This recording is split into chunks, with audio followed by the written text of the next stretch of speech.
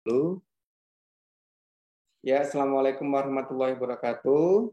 Waalaikumsalam Warahmatullahi wabarakatuh. warahmatullahi Alhamdulillahirrahmanirrahim. Wassalatu wassalamu ala asrofil anbiya'i wal mursalin wa ala alihi washabihi ajma'in. Ma ba'd.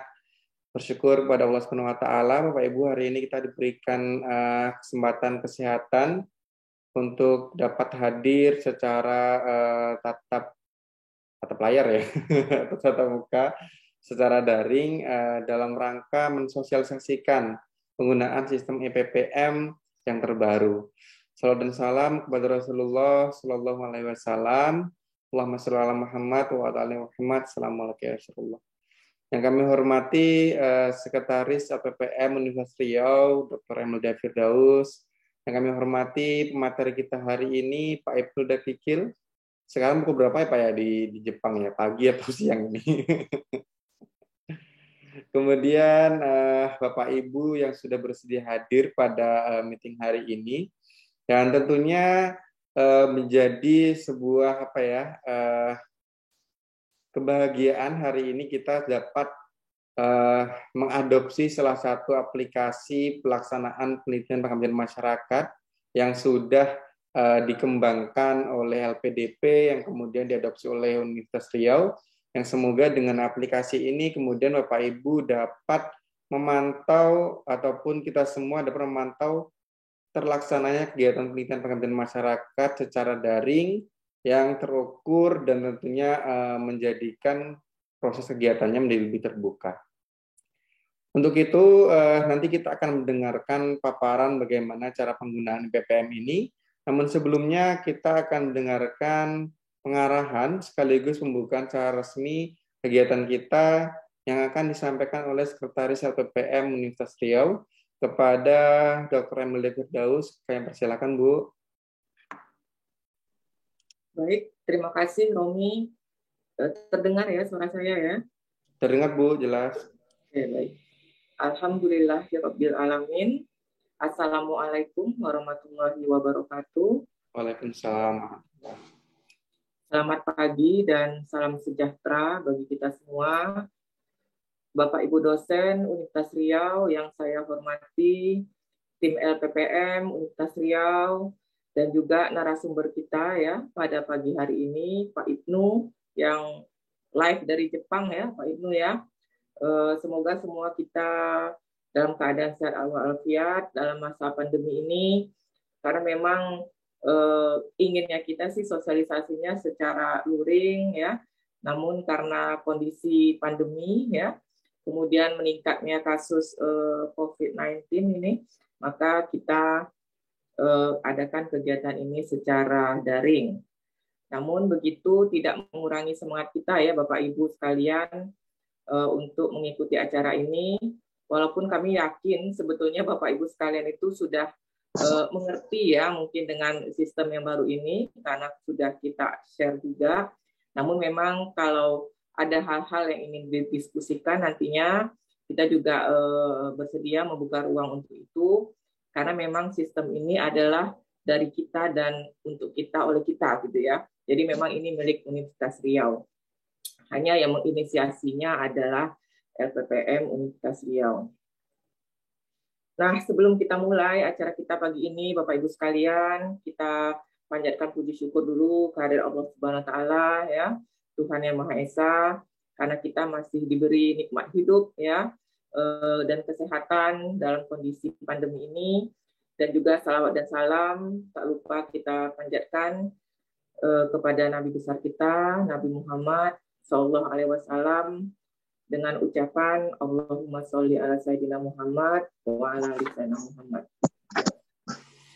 Adapun sistem yang akan LPPM sosialisasikan pada pagi hari ini, Bapak Ibu sekalian, adalah terkait manajemen pengelolaan kegiatan penelitian dan pengabdian ya, yang dilakukan oleh dosen-dosen Universitas Riau. Yang mana sistem ini adalah hasil kerjasama antara LPPM Universitas Riau dengan LPDP Kemenq dengan sistemnya ERIS Pro. Jadi ini memang kerjanya tim teknis ya, tim IT LPPM yang telah bertungkus lumus, Bapak Ibu sekalian, dengan coaching, dengan FGD dari pagi sampai malam ya. Kita apresiasi ini bagi tim IT LPPM ya yang sudah memberikan ya semaksimal mungkin ya kinerja mereka untuk peningkatan sistem pengelolaan penelitian dan pengabdian di Universitas Riau. Yang mana sistem ini kita namakan dengan EPPM Universitas Riau. Nah, sistem ini tujuannya adalah untuk memudahkan dan mengintegrasikan ya semua penelitian dan pengabdian yang dilakukan oleh dosen Unri sehingga nantinya baik untuk pengisian kinerja perguruan tinggi ya, pengisian kinerja fakultas dan juga untuk kepentingan dosen itu semuanya sudah ada by system ya. Jadi ini memudahkan kita semuanya dan juga bagi internal LPPM ini juga memudahkan bagi proses penerimaan sampai dengan proses evaluasi kegiatan penelitian dan pengabdian.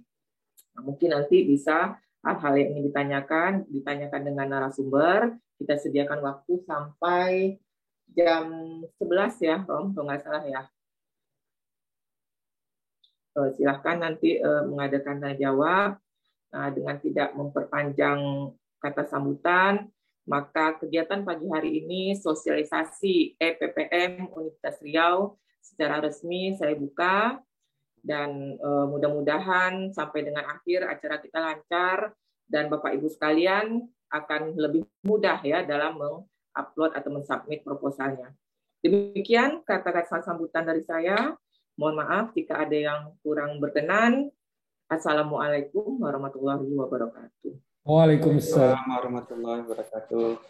Terima kasih Ibu atas pengarahannya. Dan selanjutnya Bapak Ibu terkait dengan pemaparan ataupun sosialisasi bagaimana penggunaan sistem EPPM nanti akan disampaikan oleh Pak Ibnu dan dipandu oleh Bang Alis Sabana. Sudah on cam Bang Alis? Bang Alif? Ya, oke Rom. Oke, baik. Kami silakan Bang. Assalamualaikum warahmatullahi wabarakatuh. Waalaikumsalam warahmatullahi wabarakatuh. Selamat pagi untuk kita semua. Yang saya hormati Sekretaris LPPM dan yang saya hormati Bapak Ibu para dosen yang akan mengusulkan riset pada sistem yang baru ini, itu adaptasi sistem dari sistem LPDP. Kemudian yang saya hormati Pak Ibnu sebagai narasumber pada pagi hari ini.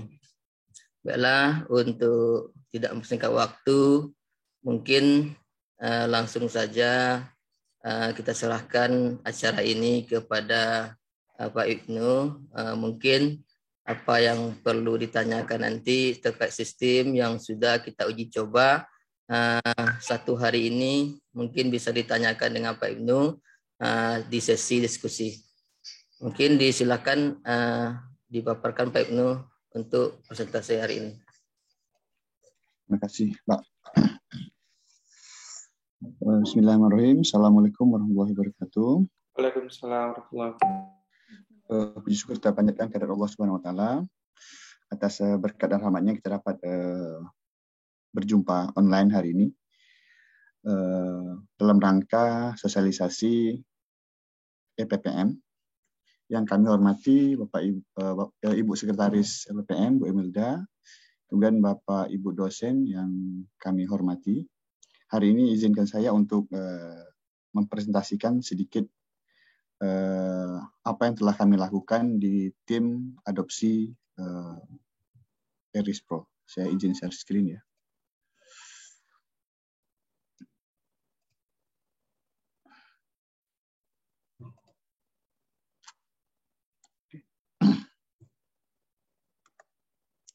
Adapun hari ini yang akan kita bicarakan, pertama kami dari tim akan mencoba memperkenalkan apa itu EPPM, bagaimana arsitektur dan alur dari EPPM.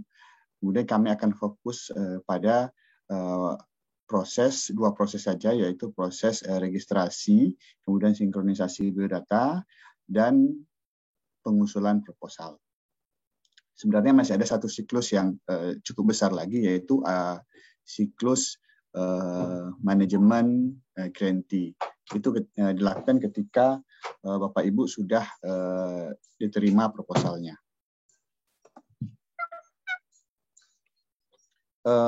EPPM ini adalah sebuah sistem informasi yang di lingkungan Universitas Riau. EPPM ini kita adopsi dari ERIS Pro. ERIS Pro ini adalah sistem yang digunakan LPDP, di mana sistem ini telah cukup teruji digunakan selama 5 tahun di lingkungan LPDP. Jadi software yang kita gunakan ini adalah software yang sudah diuji selama 5 tahun. Nah, ketika kita menggunakannya di UNRI, maka kita melakukan proses adaptasi. Ada beberapa hal yang kita ubah suai, kita optimalisasi, dan kita integrasikan ke sistem yang ada di UNRI. Sebagai contoh, di sini kami mengintegrasikan sistem EPPM ini ke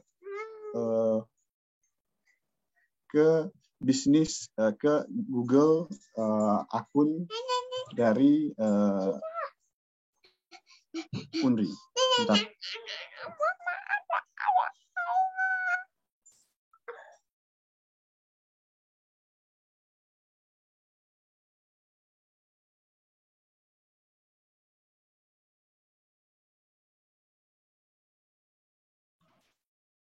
Nah, jadi adapun yang kami lakukan adalah kami melakukan integrasi terhadap EPPM.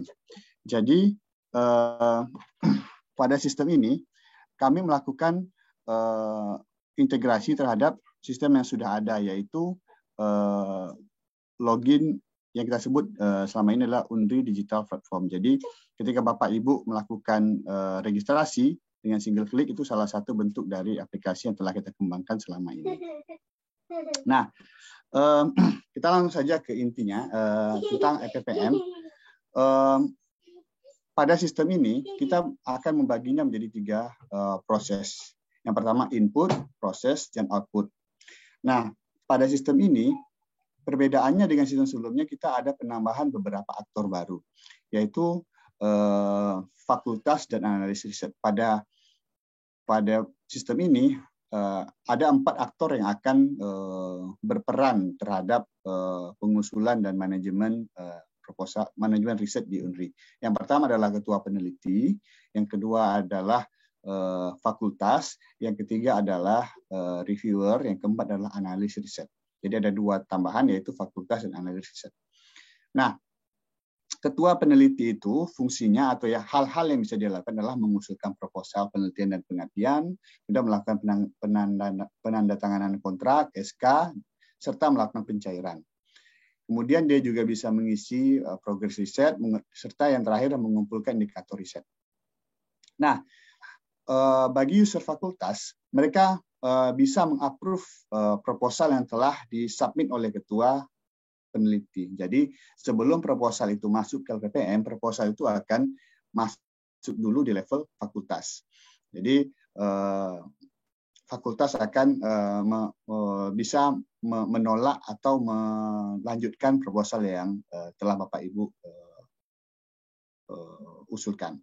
Kemudian fakultas juga bisa memonitoring semua kegiatan aktivitas riset yang Bapak Ibu lakukan. Jadi kalau dulu kan peran fakultas cuma sekedar tanda tangan.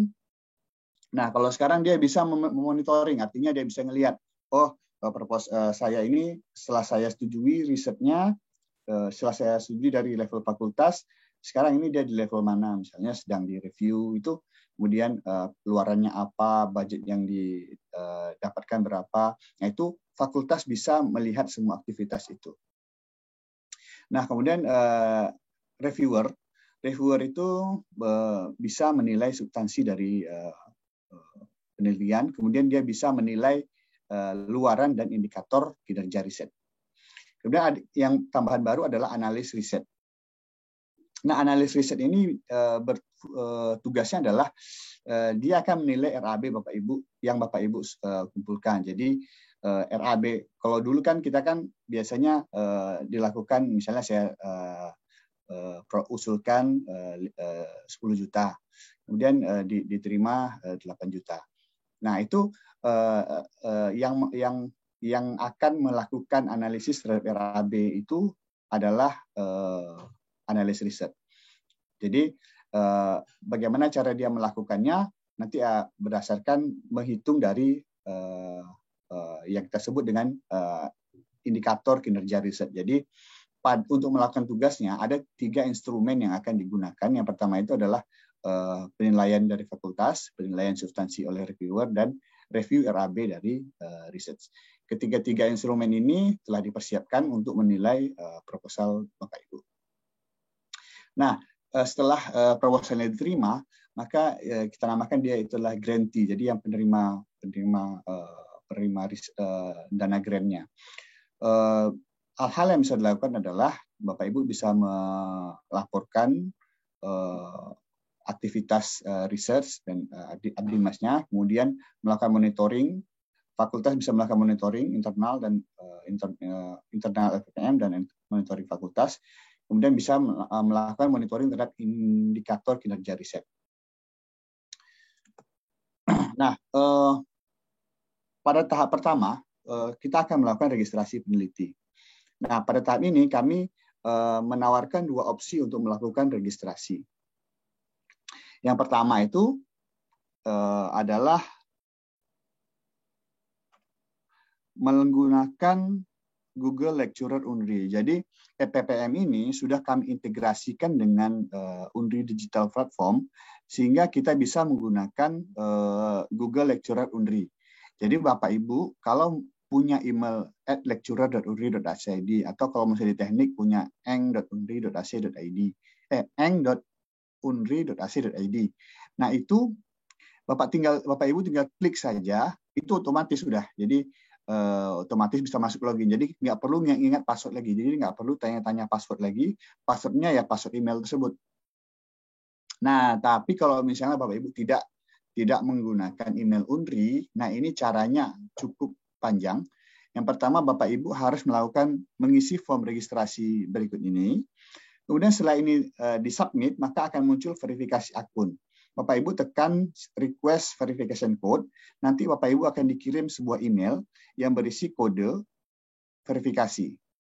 Nah, Bapak Ibu harus memasukkan 6 digit verifikasi code, kemudian baru terdaftar. Nah, jadi 2 cara ini kami tawarkan. Kenapa kami mungkin ada dosen-dosen yang tidak mau menggunakan email Unri atau belum punya atau susah mengakses email Unri, maka cara yang di bawah dapat menjadi alternatif. Tapi kami sangat menyarankan untuk menggunakan email Unri karena banyak kemudahan yang akan Bapak Ibu dapatkan. Nah, setelah kita berhasil login, maka secara default-nya Bapak Ibu akunnya itu biodatanya tidak valid. Artinya di sini akan muncul warna kuning yang menyatakan bahwa Bapak Ibu belum bisa menerima atau mengusulkan proposal. Nah, setelah Bapak Ibu mengisi biodata, maka biodata Bapak Ibu menjadi valid. Ini adalah contoh tampilan biodata yang valid. Nah, sebelum mengupdate profil, hal pertama yang kami sarankan adalah sinkronisasi data Sinta. Nah, jadi EPPM ini juga telah terintegrasi dengan Sinta. Sinta itu terintegrasi dengan Sister. Nah, jadi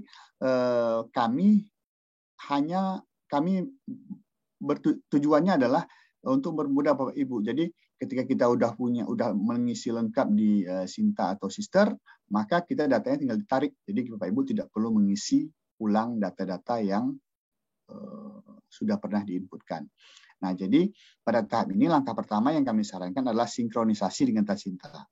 Nah, Bapak Ibu dapat melihat tutorial yang telah kami berikan. Di sana ada tata cara untuk melihat yang namanya Sinta ID. Ketika Bapak Ibu membuka profil Bapak Ibu, maka akan terlihat di situ Sinta ID-nya berapa, kemudian tinggal diinputkan. Kemudian ada biodata peneliti yang harus Bapak Ibu inputkan, kemudian ada riwayat pendidikan, riwayat penelitian, dan HKI. Mungkin detailnya nanti akan saya demokan belakangan. Nah, untuk melakukan pengusulan proposal, pada proposal itu Bapak Ibu dapat membuat proposal sebanyak-banyaknya, tetapi hanya bisa mensubmit sesuai peraturan. Nah, jadi misalnya saya mau bikin 3, itu bisa, tapi ketika saya mau submit itu sesuai dengan peraturan yang telah ditetapkan oleh LPPM.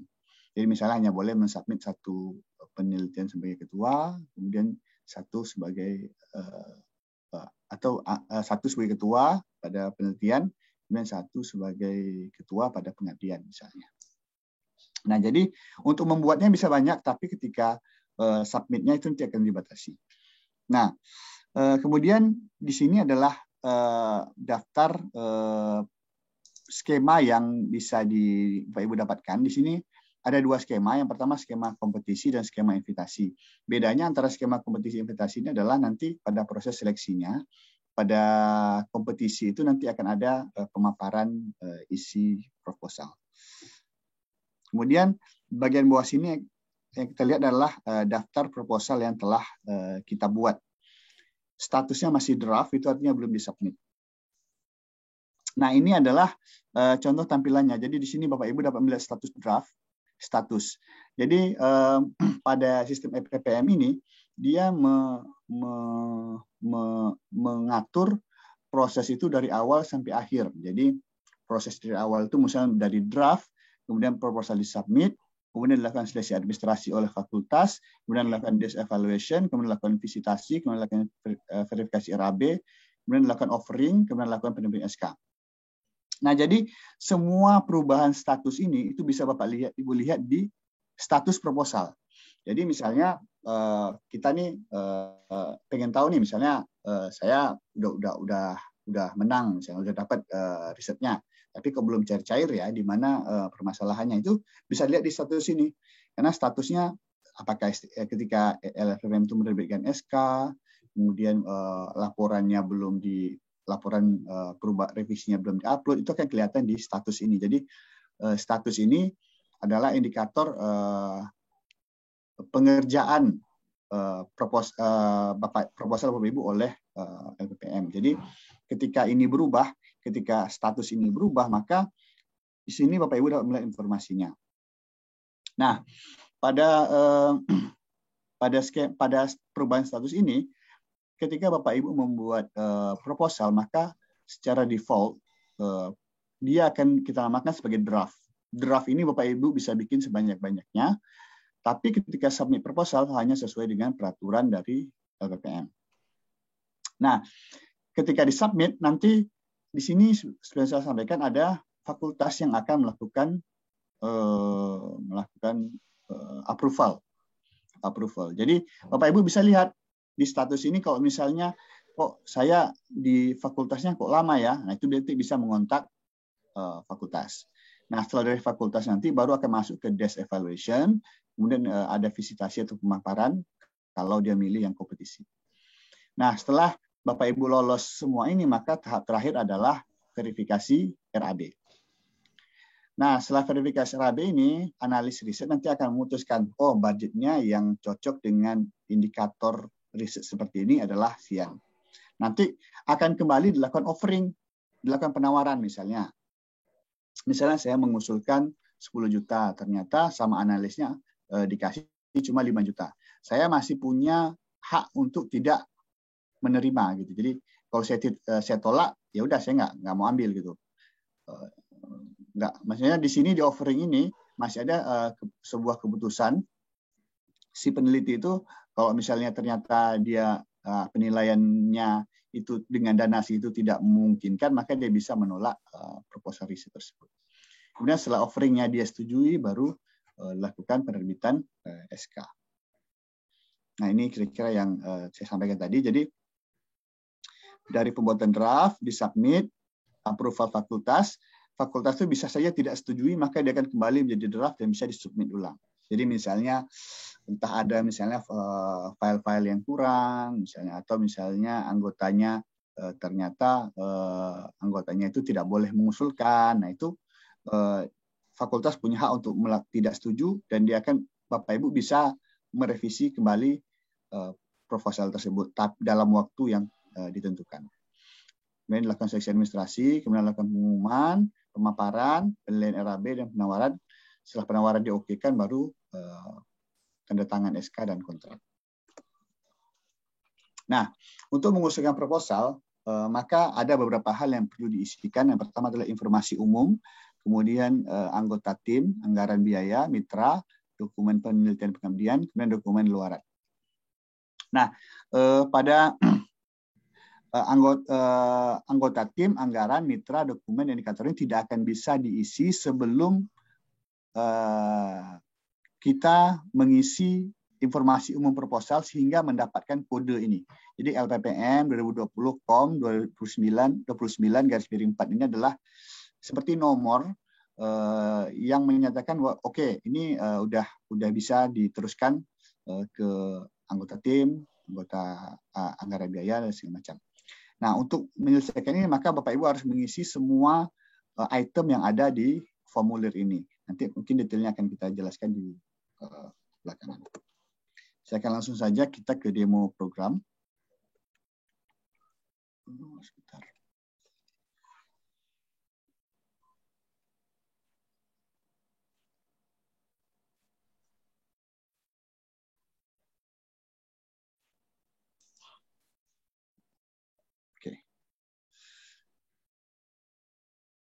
Websitenya dapat dibuka di eppm.unri.ac.id. Nah, kalau Bapak Ibu menggunakan email, langsung saja klik ini. Klik ini berarti langsung masuk ke halaman login kita. Kita pilih harus yang Unri AC.id. Nah, sebentar saya kalau untuk mengubah ini, kebetulan saya sudah valid akunnya. Untuk mengubah akun profil, maka Bapak Ibu tinggal klik di sini, ubah bio data. Nah, hal-hal yang harus Bapak Ibu isi adalah semua form yang di sini. Jadi ada form informasi pribadi, ada informasi peneliti, ada alamat. Ini harus diisi semua. Jadi saya rasa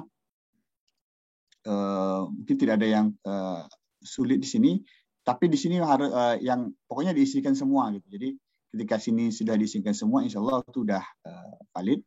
Udah untuk riwayat pendidikan, Bapak Ibu kalau misalnya ingin menambahkan seluruh riwayat pendidikannya nggak masalah, tapi yang paling penting itu adalah riwayat pendidikan terakhir. Jadi riwayat pendidikan terakhir itu nanti akan menentukan statusnya S2 atau S3, itu kan akan terkait dengan persyaratan program atau skema tertentu. Nah, di sini tinggal ditambahkan saja. Kalau misalnya universitasnya belum ada, silahkan klik di sini. Kalau sudah ada, tinggal dipilih saja yang sudah ada di sini. Kemudian untuk riwayat pendidikan, riwayat penelitian, Bapak Ibu bisa sinkronisasi dengan Sinta. Ini sudah saya bilang tadi. Jadi ternyata kalau misalnya ada yang belum dimasukkan ke Sinta, saran saya sih dimasukkan ke Sinta daripada Bapak Ibu memasukkannya ke sini. Lebih baik dimasukkan ke Sinta, sinkronis ulang. Kenapa? Karena kalau dimasukkan di sini, di Sinta itu nggak akan masuk. Tapi kalau dimasukkan di Sinta, di sini akan otomatis. Jadi dengan ada sistem ini kita berusaha untuk memaintain akun Sinta kita, karena itu juga memberikan dampak pada Universitas Riau. Nah, Research Award ini datanya nggak ada di Sinta, jadi kalau Pak Ibu mau bisa menambahkan. Kemudian untuk publikasi, nah ini kita sudah mengambil dari Sinta, jadi data dari Scopus, kemudian data dokumen Scholar-nya, itu Bapak Ibu tinggal klik aja synchronize with data Sinta, synchronize with data Sinta. Jadi tinggal mengklik-klik saja. Begitu juga dengan hak kekayaan intelektual. Jadi kalau Bapak Ibu mau synchronize, sudah mengisi di Sinta, tinggal synchronize saja. Jadi kalau misalnya belum ada, saya sarankan isi aja yang di Sinta. Jangan isi yang di sini. Di sini juga bisa ngisi, tapi lebih baik ngisi di Sinta dan lalu disynchronize ke sini karena efeknya akan lebih bagus Itu setelah Bapak Ibu ini semua centang hijau, baru kita bisa melakukan pengusulan proposal. Nah, misalnya untuk pengusulan proposal, misalnya saya tambah baru misalnya, tinggal klik saja di sini buat proposal. Tinggal masukkan saja judul, maka Bapak Ibu sudah dapat membuat draft proposal. Di bawah sini adalah daftar proposal yang telah Bapak Ibu buat. Jadi nanti kalau misalnya ada teman-teman kita yang mendaftar kita sebagai anggota, nanti di sini akan muncul juga, akan ketahuan. Jadi misalnya Pak Romi menambahkan saya sebagai anggota. Nah, itu saya di sini juga akan muncul. Nah, untuk mengelolanya maka pilihlah tab yang di belakangnya ini ada kompetisi atau invitasi. Kebetulan saya menuliskan di yang kompetisi. Nah, di sini statusnya masih draft. Selama masih draft, proposal itu masih bisa diubah. Tetapi ketika saya sudah submit, proposalnya nggak bisa diubah lagi. Nah, jadi nggak bisa diubah, nggak bisa dihapus. Ini masih bisa dihapus, masih bisa diubah. Jadi untuk melakukan perubahan terhadap isi dari proposal, kita bisa melakukan klik kelola proposal. Nah, pada pengelolaan proposal ini ada beberapa hal yang harus diisikan. Yang pertama itu adalah judul. Judul ini adalah judul proposal kita. Kemudian program ini skema yang kita mau. Jadi mau ada misalnya mau pengabdian program UPIK, penelitian unggulan. Nah, selain dipilih, masukkan ringkasan rencana penelitian. Kemudian masukkan dampak penelitiannya apa. Kemudian ada project akronim. Project akronim ini adalah akronim dari riset proposal kita. Misalnya kalau saya ini kan judulnya adalah Acoustic Scene Classification untuk membantu meningkatnya kualitas alat bantu pendengaran. Jadi misalnya saya kasih ASC hearing misalnya. Ya, ini terserah aja itu, terserah kita. Kemudian project keywordnya misalnya ASC. Nah, seperti itu. Jadi dibatasi dengan koma. Nah, kemudian di sini kita pilih fokusnya. Fokusnya ini harus dipilih fokus dan subfokusnya. Fokus ini terkait dengan program yang telah dipilih di sini. Nah, jadi admin telah men-settingkan apa aja fokus yang bisa dipilih terhadap ketika kita memilih program-program tertentu. Nah, jadi ketika Bapak Ibu pilih di sini, maka yang subfokusnya akan otomatis berubah. Jadi disesuaikan saja dengan penelitian Bapak Ibu. Misalnya saya di sini mungkin lebih cocoknya pada pengembangan teknologi kesehatan dan obat. Nah, di sini misalnya teknologi alat kesehatan dan diagnostik.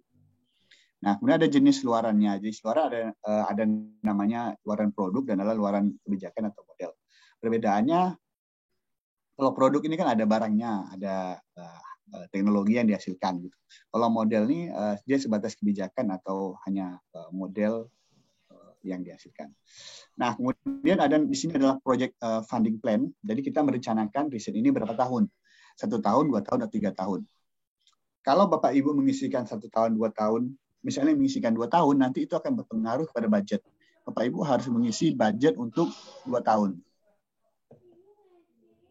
Nah, kalau misalnya nih, saya mengusulkan riset untuk 3 tahun, misalnya. Berarti saya akan mengisi RAB-nya itu untuk 3 tahun.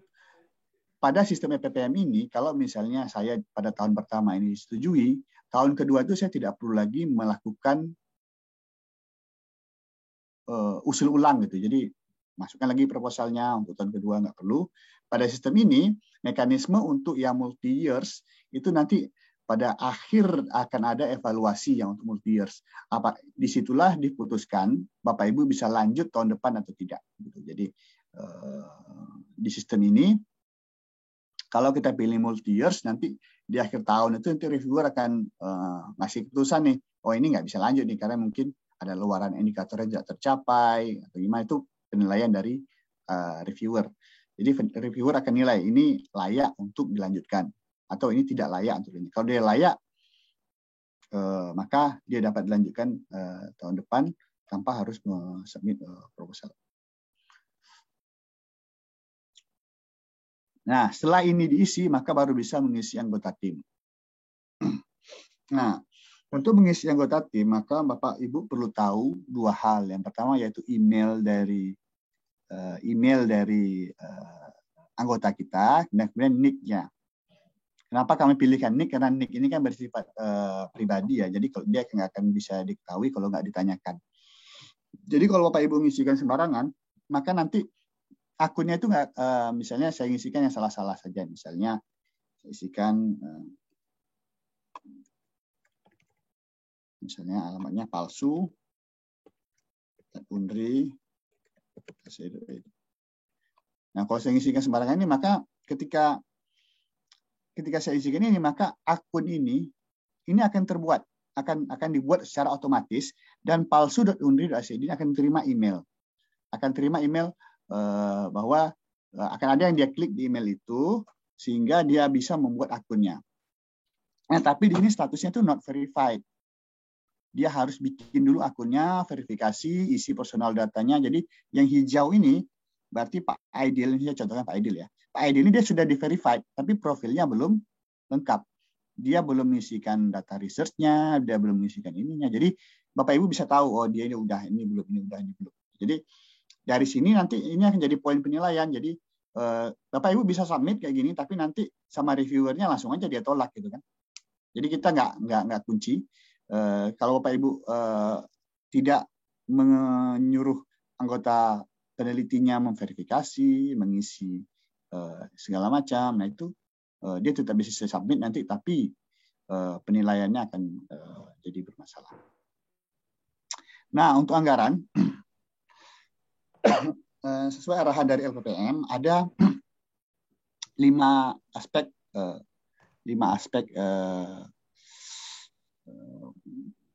poin biaya atau pos biaya yang diperbolehkan. Yang pertama adalah bahan, pengumpulan data, sewa peralatan, analisis data, pelaporan luaran, dan tambahan. Nah, ini karena saya milih 1 tahun ini saya coba ubah ya, saya jadi ke 3 tahun saja. 2 tahun saja. Maka di anggaran biaya ini saya harus mengisikan yang untuk tahun pertama dan tahun kedua. Tahun pertama berapa, tahun kedua berapa. Di sini ada contoh format RAB-nya. Nah, kalau di sini kita memiliki mitra, maka Bapak Ibu bisa tambahkan mitranya di sini. Tapi kalau tidak diisikan tidak apa-apa. Tapi yang paling penting adalah nanti di sini ada konfirmasi fakultas. Diklik aja konfirmasi fakultas, ini nanti langsung jadi hijau. Nah, kemudian di sini ada dokumen penelitian. Biasa dokumen penelitian ini adalah kita mengunggah dokumen-dokumen yang kita butuhkan untuk penelitian ini. Pertama ada dokumen proposal, lembaga pengesahan, roadmap, kemudian RAB, kemudian dokumen mitra. Jika tidak ada, upload aja dokumen kosong. Jadi dokumen kosong yang sudah saya sediakan di sini, buat download, upload balik. Kemudian hasil layar penguji TKT. Kemudian di sini ada indikator luaran. Nah, ini adalah yang indikator luaran yang ingin Bapak Ibu capai. Jadi nanti analis reviewer itu akan menilainya berdasarkan luaran ini, luaran-luaran ini. Jadi misalnya dia saya mau publish di jurnal internasional, misalnya. Nah, terus tapi di RAB saya itu nggak ada komponen, misalnya di sini. Nanti dia akan lihat RAB di sini, misalnya di sini ada nggak untuk biaya komponen menerbitkan artikel atau komponen untuk translasi atau proofreading, itu ada nggak? Jadi dia akan menilai RAB ini berdasarkan luaran yang mau dicapai. Nah, untuk menambah indikator ini, maka Bapak Ibu harus mengisikan ini luaran wajib atau luaran tambahan. Jadi luaran ini disesuaikan dengan skema yang Bapak Ibu pilih. Jadi misalnya di sini kita siapkan misalnya jurnal internasional. Jumlahnya berapa? Misalnya mau 1 saja. Kemudian pada tahun pertama ini kita mau itu dia sebagai apa? Sebagai draft, submitted, accepted, published, atau hanya online saja. Online ini maksudnya kalau untuk yang buku ya buku atau yang lainnya. Jadi kalau untuk jurnal itu draft, submitted, accepted. Jadi Bapak Ibu bebas. Jadi nanti tergantung reviewer nilai. Oh, mana yang lebih bagus nih, misalnya ada 2 yang nilainya sama gitu kan.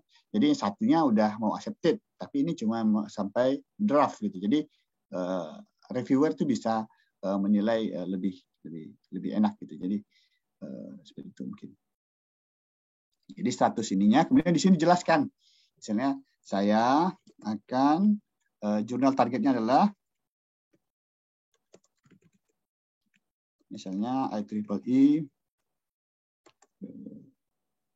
protein. Ya, misalnya ini Q1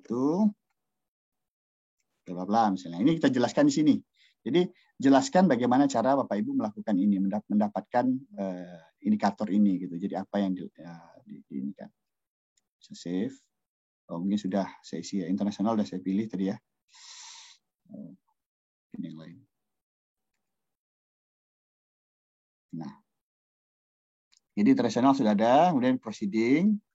Nah, jadi untuk tahun keduanya apa indikatornya lagi? Jadi ketika Bapak Ibu mensubmit proposal, kalau Bapak Ibu pilih 2 tahun, maka Bapak Ibu merencanakan untuk 2 tahun. Karena sistemnya di sini itu tadi, kalau untuk 2 tahun nggak ada proposal untuk tahun kedua. Proposalnya 1, tapi nanti di akhir itu dimonitoring, diputuskan lanjut atau tidak. Mungkin sampai seperti itu presentasi dari saya. Kalau misalnya ada pertanyaan dari Bapak Ibu, dipersilahkan, saya kembalikan kepada Pak Alis. Assalamualaikum. Maaf Pak, terima kasih Pak Ibnu atas paparannya yang begitu dahsyat ya. Jadi untuk tanya jawab, mungkin kita yang pertama kita fokuskan dulu ke chat dulu Pak Ibnu ya. Baru kita fokuskan ke yang pribadi, yang langsung. Saya bacakan, ini dari mungkin sudah ada yang terjawab dari paparan tadi, seperti Bu Yunita Roza. Saya request verifikasi tidak diterima email untuk kode. Mungkin udah dapat Alis di spam. Oh sudah Bu ya, berarti ini sudah aman Bu ya. Ya. Kemudian yang untuk pilihan dari Bu Iwana Nurlita, pilihan untuk Universitas S3 tidak ada, saya tidak ada. Jadi untuk yang belum ada perguruan tinggi atau yang sekolah di luar atau di Indonesia, mungkin bisa diajukan di bagian riwayat penelitian. Nanti dari tim LPPM akan memverifikasi. Begitu Bu Iwana Bu ya. Saya bantu jawab Pak Ibnu nih. Ya begitu Pak Ibnu ya. Ini Pak, untuk universitas dia akan otomatis aktif. Jadi Bapak Ibu tinggal klik aja tambah di sini. Nih, kan jika ini sudah saya kasih keterangan di sini. Jika universitas belum terdaftar, silakan tambah di sini. Nah, nanti Bapak Ibu akan muncul ke halaman ini, tinggal tambahkan. Misalnya universitas saya belajar mungkin belum ada, misalnya universitasnya misalnya Kayama University misalnya, ini adalah universitas di luar kan, jadi ini saya bisa di bypass saja. Nah, nanti ini sudah muncul di tempat saya, sudah muncul di pilihan sini. Oke, berarti untuk perguruan tinggi yang bidang pendidikan mungkin sudah bisa langsung, jadi tidak menunggu dari partner institusi lagi. Selanjutnya proyek akronim dari Bu Pipin Kurnia, itu apa ya Pak? Ya Bapak Ibu, mungkin Pak Ibnu bisa jelaskan sedikit, walaupun tadi sudah dijelaskan gitu. Ya, proyek akronim ini mungkin digunakan kayak nama proyek kita gitu. Jadi misalnya ini terserah Bapak Ibu mau diisikan apa gitu. Jadi misalnya di sini judul saya kan acoustic scene classification. Jadi misalnya saya mau mendeteksi scene-nya apa, itu untuk membantu orang mendengar lebih baik. Jadi saya kasih nama aja project ini ASC hearing. Jadi itu nama yang kita berikan terhadap project ini. Seperti itu. Akronim itu mungkin lebih ke arah situ tepatnya. Jadi nanti ketika kita mau manggil ini proyek apa, akronimnya ini gitu. Seperti itu. Ya, tapi mungkin bisa juga mungkin Pak Ibnu ya di strip aja Pak Ibnu ya kalau tidak ada proyek ini Pak ya. Iya, Karena kalau nggak mau kreatif ya di strip aja gitu. iya ya, karena dia itu visible ya. Tapi jangan tidak diisi gitu. Dikosongkan ya. Dia boleh dikosongkan tapi dikasih tanda strip. Tadi ada juga jawab. Kemudian dari Pak Juandi, Assalamualaikum, mohon penjelasan tentang beda ikut kompetisi dan invitasi itu, dan apakah ada skema pengabdian kemitraan masyarakat. Mungkin Pak Ibnu lah yang menjelaskan tentang perbedaan dua itu, kemudian skema pengabdian masyarakat, kemitraan masyarakat. Kayaknya ada ya. Skema ini kayaknya sudah kami setting. Silakan Pak Ibnu, saya cek skema dulu. Sebentar. Bisa sambung balik. Nah, jadi ini mungkin saya berikan. Ya. Oke, jadi antara skema dan kompetisi dan investasi itu pada intinya itu mirip, tapi dia nggak sama. Perbedaannya adalah pada proses seleksi. Pada proses seleksi aja yang bedanya. Kalau pada invitasi itu seleksinya lebih sederhana. Yang pertama itu seleksi administratif oleh fakultas. Invitasi administratif oleh fakultas. Kemudian reviewer melakukan penilaian terhadap isi dari proposal. Kemudian baru dilakukan verifikasi RAB. Selesai. Tapi kalau misalnya pada skema yang kompetisi, itu akan ada visitasi atau pemaparan dari para pengusul. Jadi pengusul nanti akan dimintakan melakukan pemaparan terhadap proposalnya. Mungkin seperti itu perbedaannya antara skema kompetisi dan invitasi. Nah,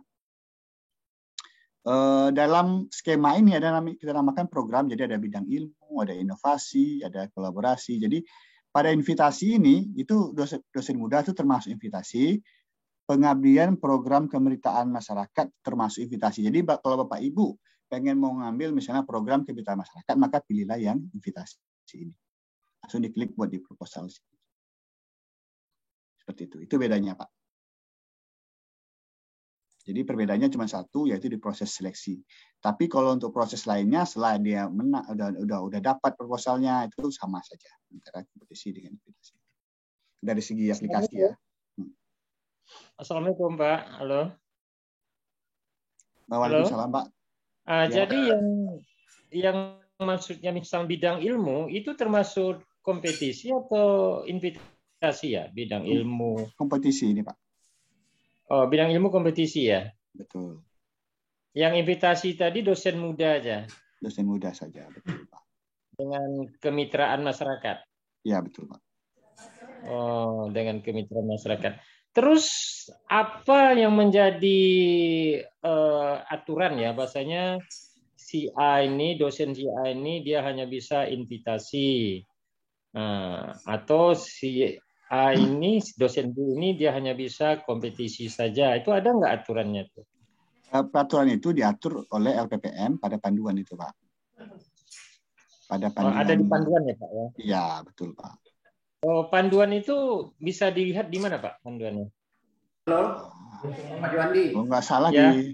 Baca aja panduan yang ada dikirim di web LPPM itu udah lengkap semuanya. Itu kan hanya merubah panduan ke sistem.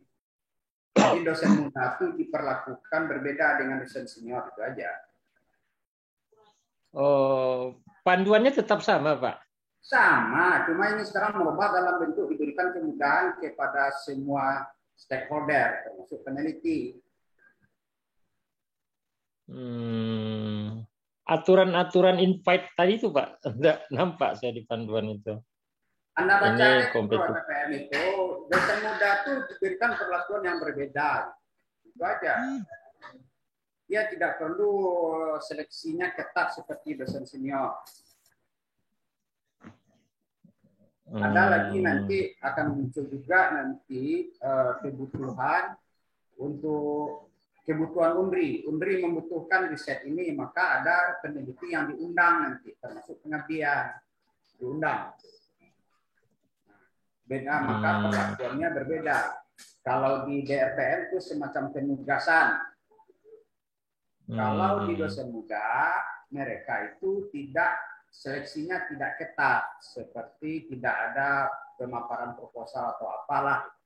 Sudah ada di panduan yang sederhana di LPPM itu, cuma sekarang dituangkan dalam bentuk sistem. Oh, gitu Pak ya. Iya Pak, nanti coba dilihat lagi. Baik, mungkin- terima kasih. Lis, Ya. Assalamualaikum Lis. Oke Pak, bentar Pak ya, kita fokus ke apa dulu Pak ya. Kita schedule-nya sampai jam berapa dia? Kita fokus ke chat dulu Pak ya. Bentar Pak. Selanjutnya dari Bunga, mungkin pertanyaan yang sudah terjawab mungkin tidak saya bacakan lagi ya Pak Ibu ya. Saya sudah, ini Bunga Cynthia, kemudian saya sudah isi profil lengkap dan ada info komplit di bagian data. Tapi ketika mau mengusulkan masih tertulis bahwa data belum lengkap. Ini bagaimana nih Pak Ibnu?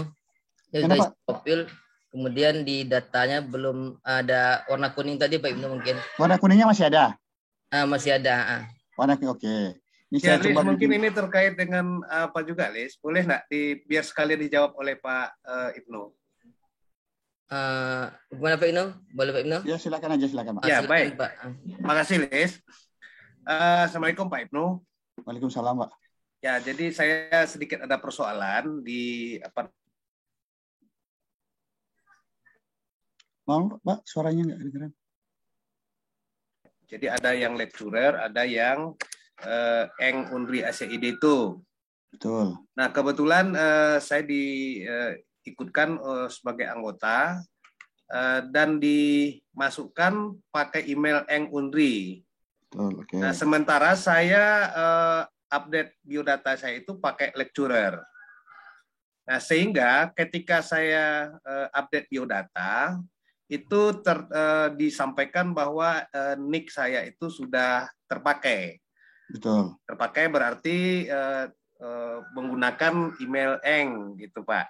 Betul. Nah, ketika saya pakai email Eng, saya sinkronisasi Sintanya juga nggak bisa karena sudah dipakai pula di lecturer gitu loh Pak Ibnu. Nah, ini solusinya bagaimana Pak Ibnu? Sehingga saya bisa nanti update biodata yang di lecturer. Sehingga kalau lecturer tadi Pak Ibnu sampaikan kita loginnya bisa langsung gitu ya, nggak ribet gitu loh Pak. Ya, betul. Mohon penjelasannya Pak Ibnu. Terima kasih. Assalamualaikum warahmatullahi wabarakatuh. Oke, saya coba ya. Mungkin saya jawab yang pertama dulu ya. Jadi informasi saya masih kuning di sini. Saya bingung saya harus ngapain. Saya nggak tahu apa yang salah.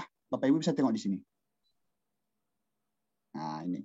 Tempat lahir saya ini masih kosong. Nah, pergi aja ke tempat lahir. Masih kosong. Diisikan, jangan salah panjang. Jadi dia semua tergantung di sini. Jadi petunjuknya kalau misalnya tak kuning, tak hijau-hijau dia, nah, nanti di sini ada nih pesannya tuh. Nah, apa pesannya di sini? Nah, entah nomor. Mungkin Pak Ibnu, mungkin yang ditanya Bu Bunga ini bukan ini.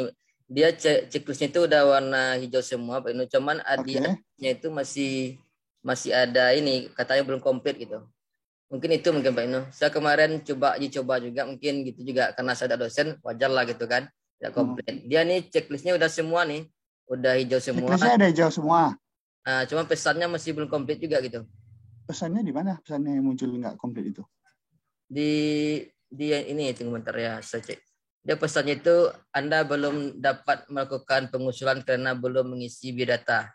Mungkin Bu Bunga mungkin bisa ini ya. Di mana? Spesifik coba dispesifikkan di mana posisinya itu. Nanti kita cari di mana. Bisa Bu Bunga ini?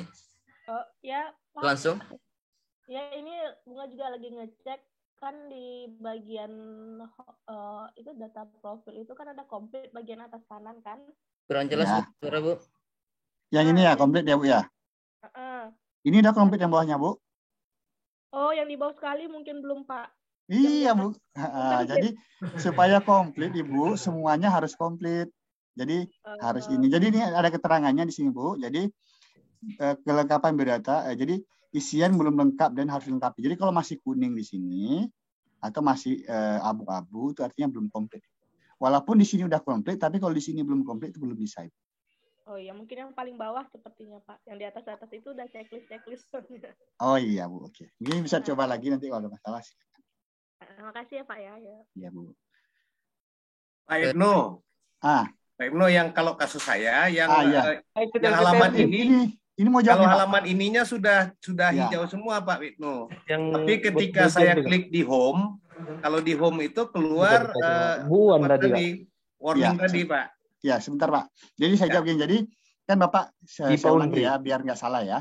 Jadi Pak Warman tadi punya 2 akun. Oh, punya BLP tanggal 22. Pak Warman punya 2 akun. Yang pertama adalah eng.unri.ac.id, yang kedua lecturer.unri.ac.id.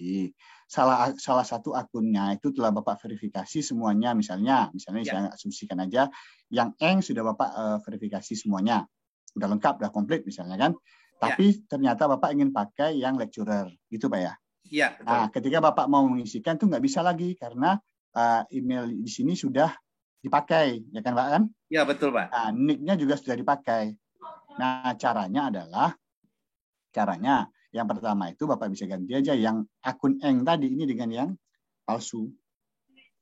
Diganti aja dengan sembarangan, misalnya diisi aja satu. Nah, synchronize. Nah, nanti dia ini akan ganti ke akunnya yang lain. Nah, terus kemudian baru yang di sananya dimasukkan yang benar. Atau nanti akan saya coba bantu untuk hapus. Yang mau dihapus yang eng Pak ya?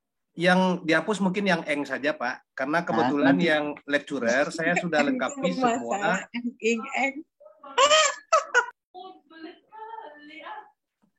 Maksudnya Pak Bu? Pak.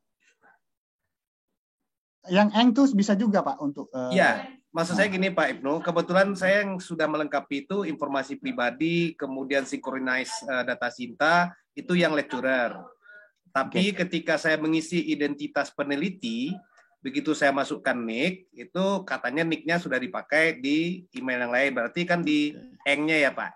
Atau gini aja langsung saya delete Pak. Ini Bapak. Apa email yang eng itu Pak? warman.fatra@unri.ac.id Pak. Bentar, email. Pak Warman tuh berjalan di luar jalur. Siap Pak Ketua. Pokoknya jangan Warman aja dihapus Ibnu. N-nya nggak apa-apa dihapus. Ini Pak ya? Iya, itu yang apa Pak? Ini Warman kan yang ini ya. Warman Fatra ini ya. Itu yang lecturer Pak. Lecturer. Nah, itu berarti yang di atasnya yang dihapusnya ya. Mungkin Pak Warman ini sebagai masukan aja Pak Warman. Mungkin cara anggota minta user email sama nick, mungkin kasih yang Bapak pakai saat ini gitu Pak. Jadi nanti kan pas login dari ini Bapak sendiri, Bapak udah bingung sendiri. Karena kan Bapaknya ngasih login eng, Bapak buka lecturer, jadi tidak nyambung dia Pak. Ya, memang itu mungkin kesalahannya kemarin. Ya, ketika di-input oleh ketua peneliti itu yang eng yang dimasukkan. Tapi profil yang saya update itu yang lecturer. Itu ya, Pak. Oke. Udah Pak, udah diselesaikan permasalahannya. Yang eng sudah nggak ada, Bapak silakan lanjutkan ke yang lecturernya. Oke, ini mungkin pertanyaan ini mungkin Pak Ibnu banyak juga ke saya. Mungkin sekalian saya menjawab juga, bantu ya. Jadi kepada Bapak Ibu yang mau ngasih nick ke anggota ke ketuanya dan email, mohon dikasih nick yang benar gitu ya. Kemudian email yang lecturer kalau bisa ini kan difokuskan, karena nanti kalau kasih yang lain dia tidak bisa menyambung ke nyangkut pribadinya gitu kan. Jadi nick itu dipakai hanya satu orang, satu pengusul ya Pak Ibnu ya, satu akun ya. Jadi kalau salah kasih nick ya tak bisa juga login kita ke sistem ini gitu. Jadi, intinya saling kolaborasi antara tim ini khususnya gitu. Oke Pak Ibnu, saya sudah update, sudah oke Pak Ibnu. Terima kasih Pak Ibnu. Oke. Ya Pak Ketua, terima kasih Pak Ketua. Berikutnya ini dari Bu Eswilda Albeta. Pak, saya login pakai email lecturer tetap tak bisa buka. Ini apa ya maksudnya ya? Mungkin dia juga bingung. Apa yang nggak bisa dibuka maksudnya? Mungkin dia sebagai anggota Bu ya? Itu mana? Coba ibunya. Ibu siapa namanya? Maaf. Jadi ini tadi karena terlalu banyak yang suara, Ini saya atur hanya yang diizinkan yang boleh unmute. Mungkin Tidak, betul. silakan raise hand dulu ibunya, agar saya bukakan aksesnya.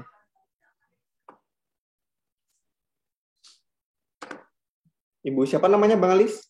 Bu Wilda. Ya Ibu Wilda, ada Bu Wilda. Udah ya, ini saya kasih akses untuk unmute. Silakan Bu. Oke, sudah Pak, karena saya jadi anggota dimasukkan nick-nya NIDK, tapi sudah tadi karena penjelasan tadi saya coba rupanya bisa.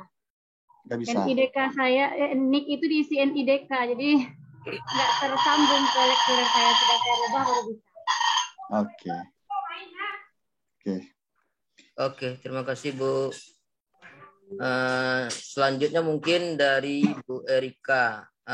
Kok nick ya bukan NIDN atau NIP? Ini kenapa nih Pak Ibnu nick bukan NIDN bukan NIP gitu? Maksudnya sebenarnya kita bisa aja bikin NIDN atau NIP, tapi NIDN atau NIP itu guessable, artinya bisa ditebak. Bapak Ibu bisa nebak NIP saya berapa. Bapak Ibu bisa tahu. Jadi kan kita kan di sini kan sistemnya adalah ketika kita menambahkan tim, itu kita cukup ngasih email sama nick-nya saja. Kenapa kita minta nick? Karena kita berharap bahwa si ketua ini menghubungi beberapa nick-nya. Jadi bisa nanya. Jadi bisa terjalin komunikasi dulu lah antara ketua sama anggotanya. Jadi tujuan awalnya itu gitu, karena nick ini kan nggak bisa ditebak kan. Oke, mungkin itu Bu Erika. Sejelas apanya mungkin. Silakan Pak. Bapak Ibu dosen, tujuan sistem ini dibuat supaya semuanya mengikuti standar riset. Pertama, tidak ada lagi istilah peneliti memakai nama orang asal-asalan. Harus seizin yang bersangkutan. Sehingga tidak terjadi lagi bentrok seperti yang sudah-sudah. Kadang-kadang satu orang tuh dipakai oleh banyak orang namanya tanpa sepengetahuan. Akhirnya yang bersangkutan tidak bisa lagi mengunggah proposalnya karena dia melebihi kuota. Itu yang pertama. Yang kedua, ini memberikan kemudahan segala stakeholder di Universitas Riau. Kenapa harus ada persetujuan fakultas? Karena riset itu harus seizin fakultas atau direktur. Ya, nah, mungkin barangkali yang belum masuk proposalnya Pak Sukendi dari pasca, penanggung jawabnya belum masuk mungkin dari pasca. Mana tahu ya untuk koreksinya. Itu yang berikut. Nanti jika ada akreditasi di program studi atau jurusan, tidak perlu minta data ke LPPM. Penanggung jawab yang ada di fakultas itu sudah bisa dia mencetak, mengekspor data-data yang dia butuhkan untuk dosen-dosen di program studi maupun di fakultas. Jadi LPPM tidak sibuk melayani lagi karena semuanya sudah tersistem. Jadi nanti misalnya FKIP butuh data-data dosen yang dapat dana riset. Ini siapa-siapa aja, tinggal buka di apanya, nanti akan tersedia tersendiri. Itu makanya nanti akan dalam riset ini kita mengikuti standar mutu riset ke depannya lagi dalam jangka panjang. Semuanya terkoneksi dengan aktivitas di Dharma perguruan tinggi. Itu aja tambahan dari saya. Oke, lanjut Liz.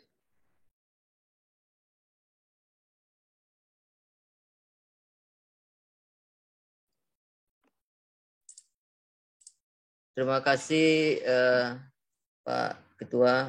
Itulah mungkin sangat cukup jelas ya di bidang ini ya, kenapa NIK bukan NIDN atau NIP. Ini semuanya sebetulnya sudah masuk semua nih di dalam apanya Pak Ibnu ya, dalam profil Pak Ibnu ya. NIK diminta juga Pak Ibnu ya. NIP ada juga nih NIDN ada, tapi yang jadi kalau untuk anggota ya, untuk anggota kita fokuskan ke NIK biar saling koordinasi. Itu mungkin tujuan khususnya. Kemudian ini dari Bu Komala Sari, pilihan prodi D3 teknik pulp dan kertas tidak ada di profil. Mungkin kita cek dulu Pak nanti ya. Ini yang ini kami cek dulu Bu ya. Yang ini khusus yang ini. Kemudian dari Bu Afianti, apakah dengan adanya EPM ini penelitian masih perlu mengirim printout proposal ke PM? Mungkin nih Pak Al mungkin atau Pak Ketua PPM mungkin bisa jawab. Silakan Bapak, Ibu.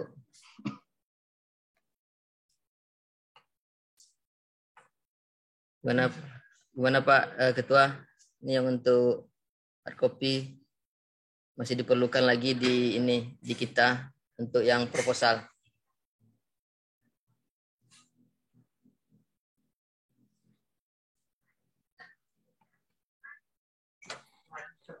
Halo. Ya, halo Bu, gimana Bu? Untuk hard copy Bu? Kalau hard copy kita masih butuh karena itu juga untuk kebutuhan administrasi dan audit ya. Walaupun audit juga bisa melalui by system, tapi kita perlu hard copy. Jadi nanti setelah itu kita akan atur jadwal pengantaran hard copy ke LPPM. Demikian ya, Liz. Ya.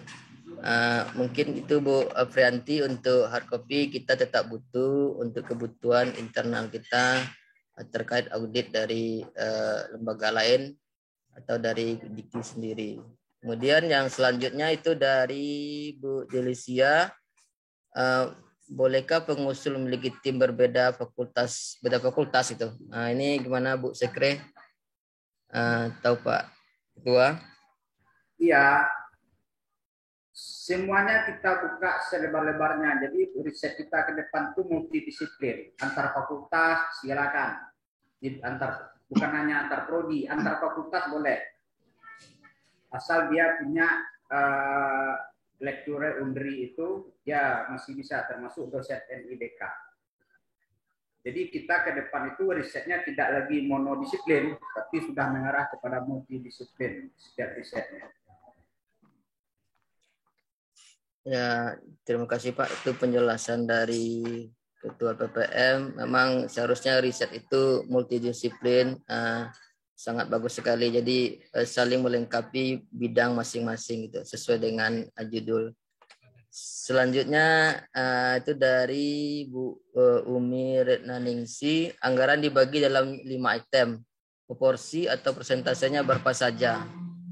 Mungkin ini anggaran udah ada di panduan Pak ya, tapi perlu penjelasan lagi nih Pak. Gimana Pak? Mengenai porsinya saya kurang hafal berapa sih. Porsinya Pak. Porsinya Pak, persentasenya Pak. Iya. Porsi anggaran. Porsi anggarannya ya, Pak. Ya, persentasenya Pak. Yang ATK berapa? Nah, itu tidak menjadi prioritas. Yang penting bagaimana cara mencapai luaran sesuai dengan kinerja. Gitu. Yang jelas untuk perjalanan dinas itu untuk sosial bisa mencapai 65%, tapi kalau orang sakta maksimal 35%. Itu aja. Itu tidak ada aturan porsi. Kita mengikuti aturan DRPM. Karena honor pun juga tidak boleh kan? Ya, terima kasih Pak. Jadi untuk anggaran kita lebih mengikuti pola DRPM karena yang item ini sudah cocokkan dengan item DRPM. Untuk selanjutnya itu dengan Bu Siti Damanik. Assalamualaikum Pak, boleh nggak saya tugas belajar bisa mengajukan sebagai ketua ataupun anggota? Ini sebetulnya gimana nih Pak? Kalau aturan lama belum Pak ya? Atau ada perubahan sekarang? Apa Pak? Gimana tadi pertanyaannya Pak? Tugas belajar Pak. Tugas belajar mungkin Pak. Kalau aturannya lama nggak boleh sih, tapi mungkin juga Pak. Atau ada kebijakan lain lagi? Aturan lama tahun baru, standarnya sama dengan DRPM. Jadi intinya Bu Siti, ini untuk DIPA kita belum boleh Bu ya. Jadi untuk jadi ketua ataupun anggota. Ini yang dari Bu Zulhafiz ini kayaknya udah terjawab tadi Bu ya. Kemudian biodata bagian tes yang nicknya punya saya tidak bisa diinput. Ini ada dari Pak Rahman Karnila, Pak Ibnu. Biodata bagian tes yang nick saya punya saya tidak bisa diinput. Bagaimana itu Pak? Katanya nicknya tidak bisa diinput. atau ada kendala apa gitu Pak? Mungkin biasanya formatnya kurang nggak benar atau gimana? Bisa mungkin gimana Pak Rahman? Bisa dikasih izin bicara Pak Rahman. Bisa izin bicara Pak Romi ke Pak Rahman Kernila. Silakan Pak Rahman. Pak Rahman Kernila, silakan Pak.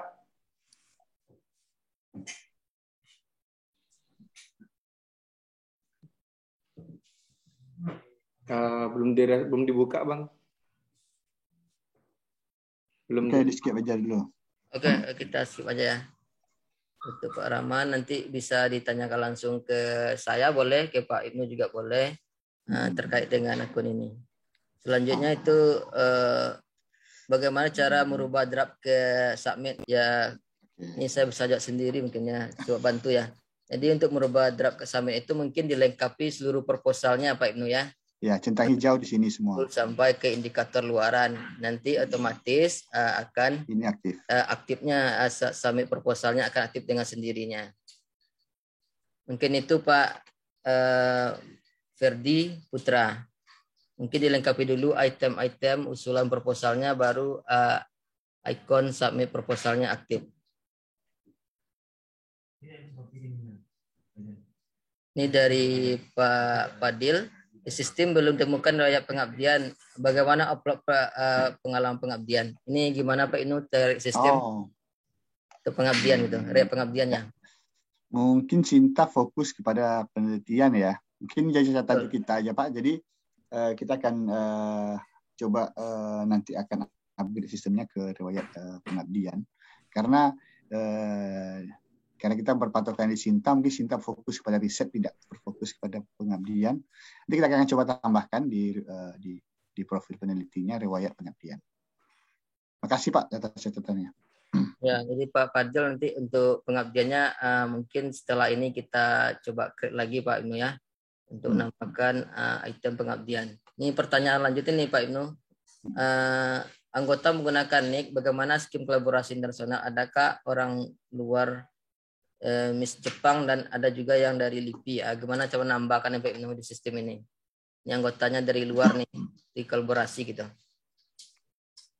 Ya, bisa jadi makanya kenapa kita gunakan NIK, karena kan bisa jadi kan orang Jepang tuh dia nggak punya kalau orang Jepang tuh pasti punya NIM, punya nggak punya NIK tapi dia punya email. Jadi kita isikan aja NIK-nya, NIK dummy 0000, kemudian diisikan emailnya. Atau kalau dari orang LIPI misalnya diisikan NIK-nya, diisikan email. Jadi di sini di sistem ini orang luar pun bisa login sebenarnya. Ya, itu mungkin Pak Fadil atau Pak Fadil mau ditambahkan atau gimana? Silakan Pak Fadil. Untuk yang ini kolaborasi, mungkin Bapak Ibu dosen mungkin ada juga yang mengusulkan kolaborasi gitu.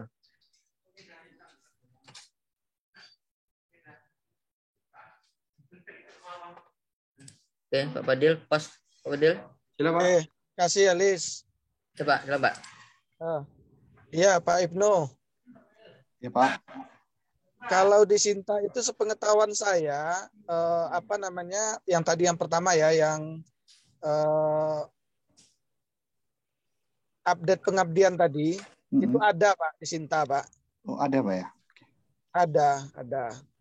Jadi cuma di sistem ini kemarin saya tidak temukan gitu, sehingga kan mungkin nanti kan pada saat para dosen mengajukan pengabdian kan juga dilihat ya track record pengabdiannya gitu ya, kira-kira. Betul. Ya. Nah, jadi nanti kita tambahkan nanti Pak Insyaallah. Ada gitu ya Pak ya, Pak Ibnu ya. Nah kemudian yang kedua tadi Pak yang kolaborasi internasional itu berarti kalau orang luar itu isinya email dan 000 gitu tadi ya? Iya bisa 000. Jadi misalnya ada orang Jepang isi aja emailnya isi 000 sampai 16 kali. Atau 00001 kalau terisi 0002 gitu. Berarti tidak harus nick tadi ya kalau orang luar ya? Iya, tidak harus nick, Pak. Oke, makasih. Yang penting emailnya Pak ya, nanti kan emailnya benar, nanti akan masuk linknya ke mereka, nanti mereka akan update profilnya. Iya. Oke, makasih Lis. Terima kasih Pak Fadil. Dan selanjutnya lagi ya, ini untuk saya sudah sinkron Sinta dan sudah mengisi Google Form di web LPPM, tapi masih belum valid sistem LPPM. Ini kalau untuk Google Form kita sudah tutup Bu ya, untuk aplikasi yang sebelumnya ya. Jadi kita fokusnya ke sistem yang LPPM. Jadi untuk Pak Masrul ya, Masrul Fadli. Jadi kita mungkin coba lagi cek video yang sudah kami bikin cara mensinkronkan data-data yang di sistem yang baru ini. Mungkin untuk sesi berikutnya mungkin kita sesi tanya jawab langsung Pak Ibnu ya. Mungkin untuk pertama ini kasih 3 orang, tapi pertanyaannya yang sudah dijawab mungkin tidak perlu tanyakan lagi ya Pak Ibu ya. Yang pertama silakan Pak Sukendi. Terima kasih Pak Alis. Mungkin pertanyaan saya ini tertuju pada Ketua LPPM Pak Alis, Pak Prof. Almasdi. Yang pertama, kita kan di Pasca punya dana di Pasca juga Pak Ketua. Nah, selama ini tahun-tahun sebelumnya kita mengikuti LPPM, jadi kita upload ke LPPM sesuai dengan sistem yang lama. Apakah untuk tahun 2002 ini dana di Pasca baik pengabdian maupun penelitian itu juga mengikuti sistem ini, sistem yang baru ini? Itu yang pertama. Kemudian yang kedua, kalau dosen-dosen yang omblesnya di Pasca mengusulkan dana di LPPM, apakah persetujuan nanti dekan dari fakultas atau direktur gitu? Itu mungkin pertanyaan Pak Ketua, 2 pertanyaan. Makasih. Mungkin silakan Pak Ketua LPPM untuk pertanyaan dari Pak Sukendi. Ini sistem kita buat untuk semuanya Pak Prof. Sukendi.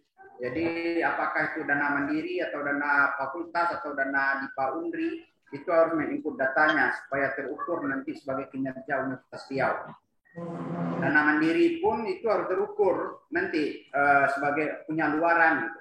Nah, karena orientasinya kan begini, buat dana penelitian tujuannya apa dana mandiri kalau tidak penyaluran, kecuali untuk misi BKD. BKD itu ujung-ujungnya kan uang juga untuk remon. Makanya semuanya riset, apakah itu sumber dana mandiri, sumber dana fakultas, jadi Pak harus menginput datanya di sini. Jadi semua dosen yang melakukan riset harus terdata di sistem, sehingga nanti terukur dalam kinerja universitas, bukan hanya sekedar kinerja di fakultas, di tingkat universitas, karena yang dihitung oleh Kemendikbud itu kan kinerja universitas.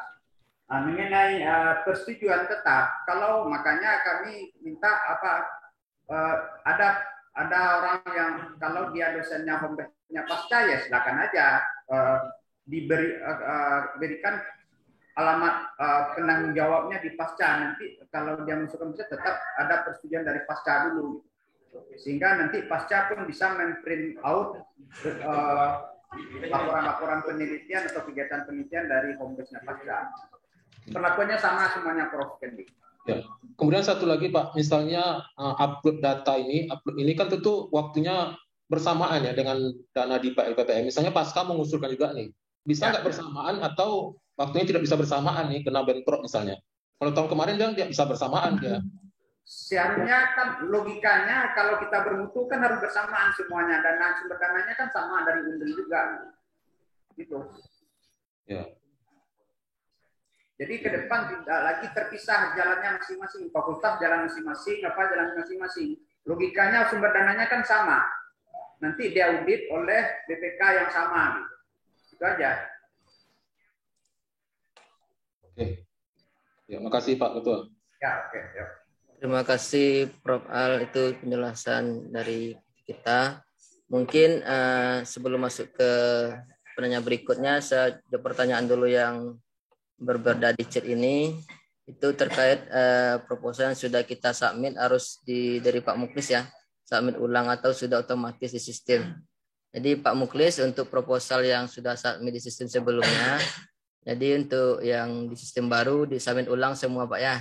Jadi semua isian dilengkapi lagi mulai dari judul sampai ke luaran Pak ya. Jadi intinya kita isi dari nol lagi Pak. Oke, penyanyi berikutnya itu dari yang tulisan siapa ya? Bu Seberina. Bu Seberina, silakan Bu. Baik, terima kasih Pak Alis. Saya mau bertanya kepada teman saya nih, Pak Ibnu dan Kiki. Memang tampilan tadi malam dengan pagi ini beda ya Pak Ibnu. Pagi ini hampir semua komponen-komponennya sudah bisa diaktifkan. Kalau tadi malam itu saya kesulitan. Tapi pagi ini saya mencoba memasukkan anggota peneliti saya Pak. Satu berhasil, yang satu lagi nggak berhasil, itu tertulis merah. Saya nggak tahu kenapa. Itu pertanyaan pertama.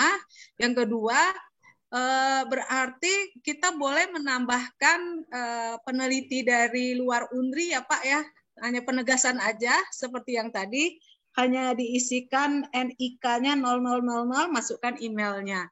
Jadi dia tidak lagi sebagai mitra ya Pak, karena kalau diisikan sebagai mitra kayaknya dibutuhkan apa ya, surat keterangan gitu ya Pak, karena Bapak memberikan di sana untuk mengupload mitra gitu.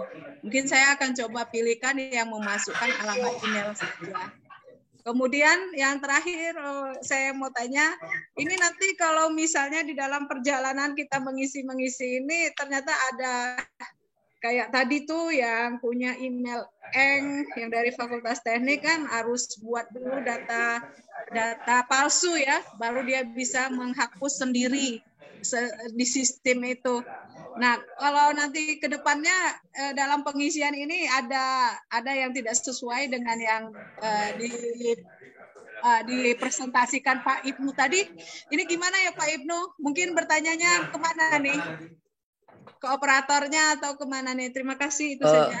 Oke, terima kasih Bu Seberina. Mungkin untuk anggota di luar UNRI mungkin Pak Ketua LPPM bisa menjelaskan apa saja yang boleh dari luar UNRI itu Pak, atau skema khusus ada lagi yang UNRI, karena kan ini kan dana DIPA kita gitu, internal UNRI gitu.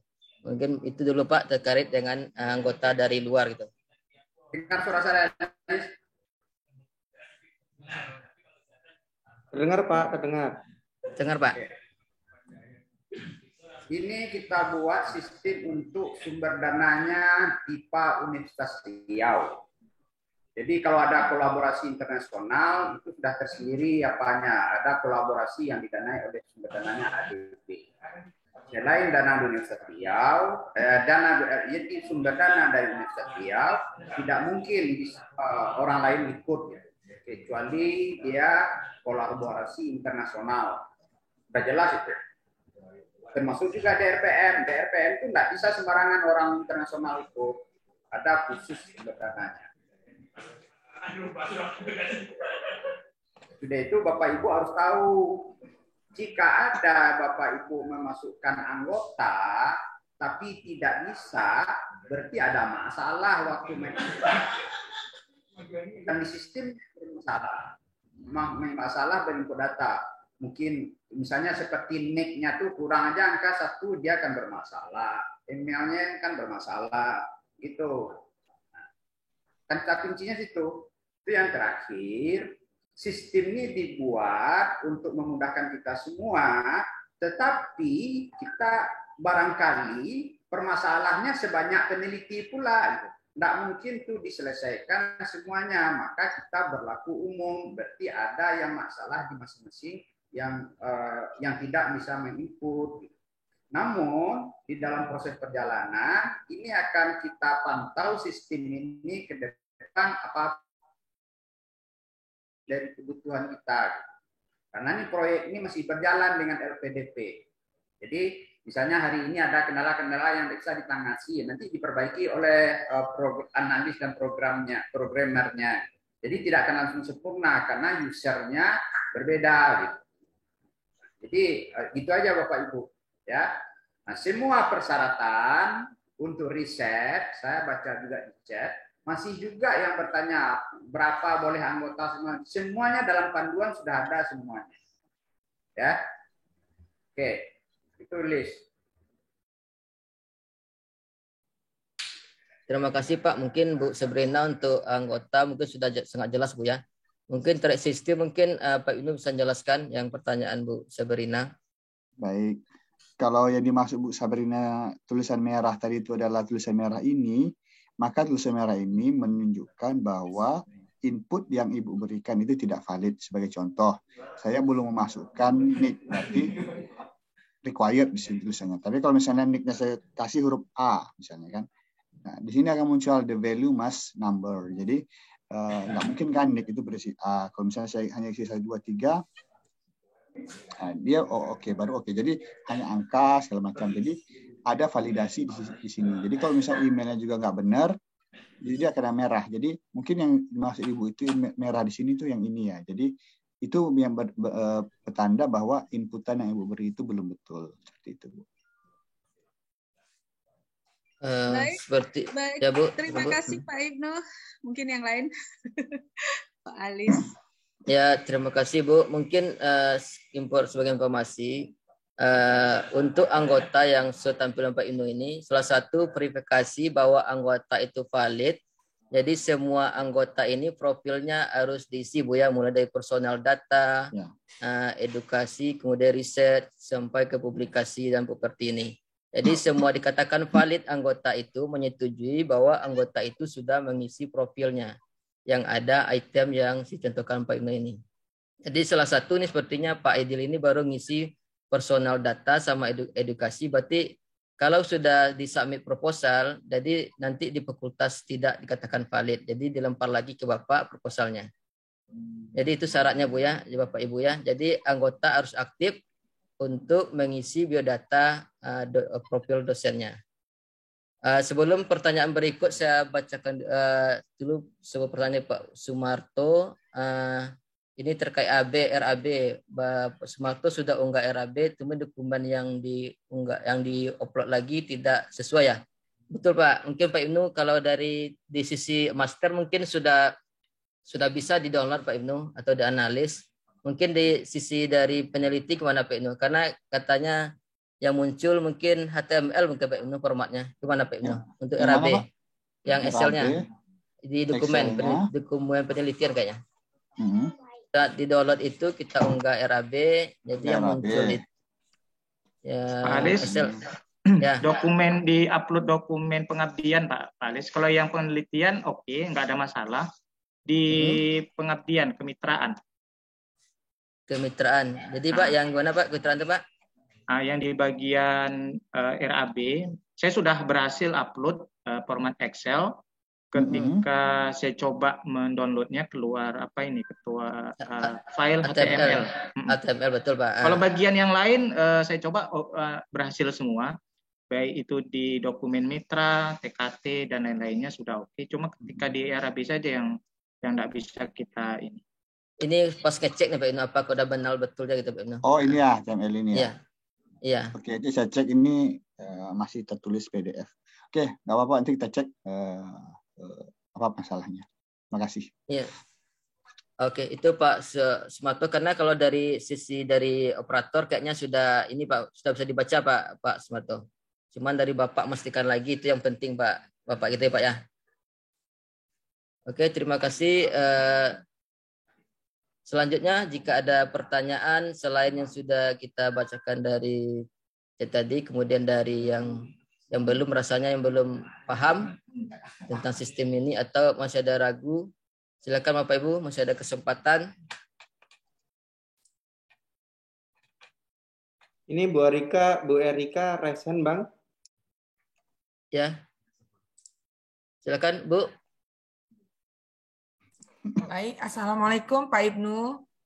Waalaikumsalam warahmatullahi wabarakatuh. Pak Ibnu, saya dari tadi malam sebenarnya sudah coba klik EPPM itu lewat email lecturer, tapi nggak bisa Pak. Sampai tadi barusan juga berkali-kali nggak bisa saya ini, selalu error 403 gitu. Kenapa tuh Pak ya? 403 itu? Kalau 403 itu biasa ini Pak, biasanya sudah ada email yang bukan lecturer sudah login, jadi dia otomatis ke situ Pak. Tadi harus di login dulu. Mohon maaf, emailnya Ibu apa Bu? Bisa saya cek? Erika @lecturer. Erika gini, Erica gini ya. Erika K kilo. Kilo, oke. @lecturer. Belum ada, Ibu. Belum ada, Ibu. Nah, tuh. Gimana tuh, Pak? Kita nggak tahu, kita harus bisa lihat apa errornya di Ibu, karena boleh saya share, Pak? Boleh, silakan. Silakan, Rom. Kasih akses, Rom. Oke, bentar.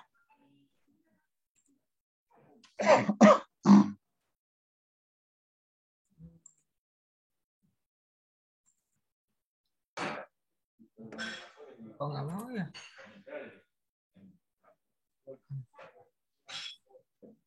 Kok nggak mau share ya, Pak? Coba diulang lagi, Bu. Di stop dulu, Bu. Oh, udah. Oke. Nah, ini kan? Iya. Nah, error gini. Ibu. Ibu pakai email apa ini, Bu? Dia harus email Unri, Bu. Iya. Gimana? Login ke email Unri gimana, Pak?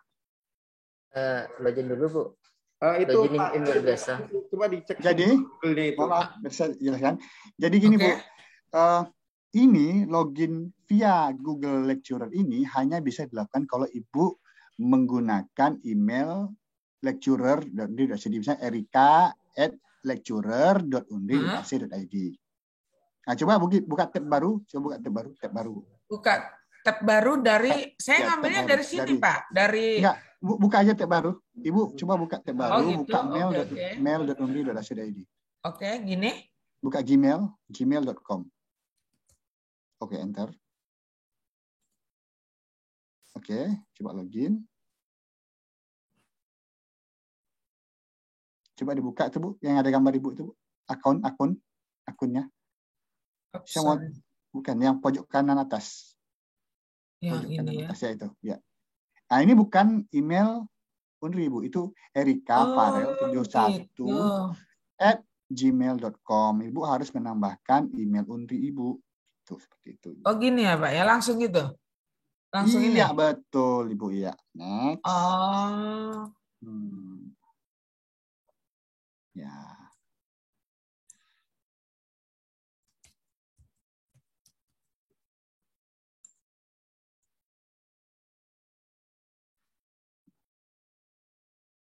Nah, terus baru saya masuk ke tempat tadi. Iya, coba masuk ke tadi. Oke. Nah, Ibu pilih yang ambil. Iya, betul. Oke, sudah, Ibu. Waduh, terima kasih ya Pak Ibnu. Oke, Bu. Gaptek nih, Pak. Ya, sama-sama, Bu. Terima kasih. Oke, untuk penanya selanjutnya mungkin dari Pak Dedi Mas Nur. Silakan Pak Dedi.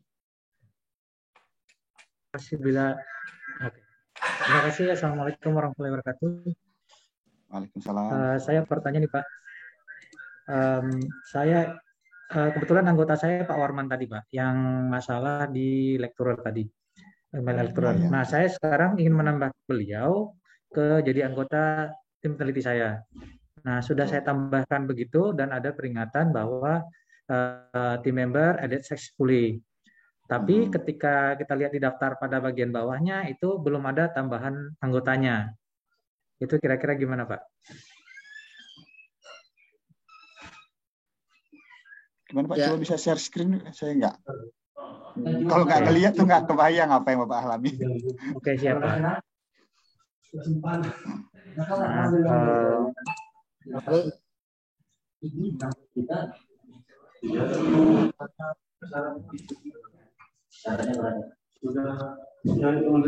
Oke, Pak. Sudah kelihatan, Pak? Nah, saya tambahkan anggota. Sudah saya tambahkan NIK-nya. Sudah saya tambahkan lagi.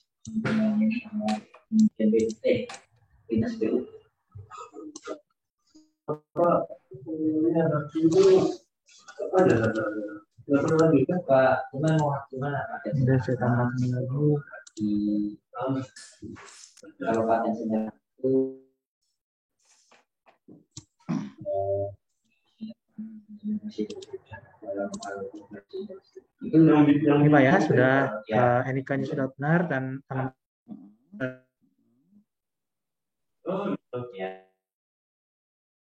ada successfully, tapi di bagian bawah ini belum ada tambahan anggota yang saya masukkan tadi.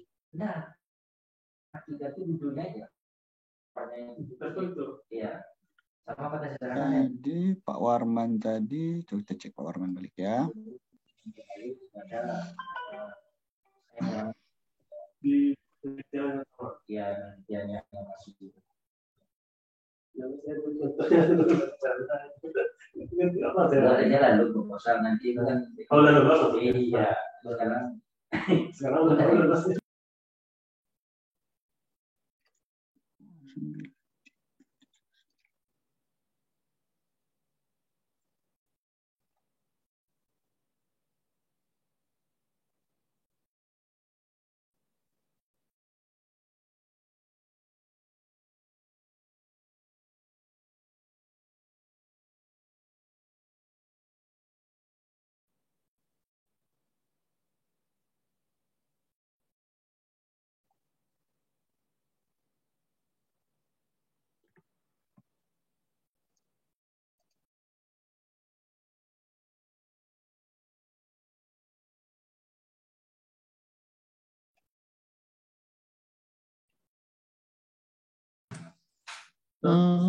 Halo, suaranya? Bentar, saya cek lagi akunnya Pak Warman tadi. Apa yang kurang lagi dia nih? Kontraktor. Statusnya. Oke. Nicknya berapa tadi Pak? Coba di pastekan lagi.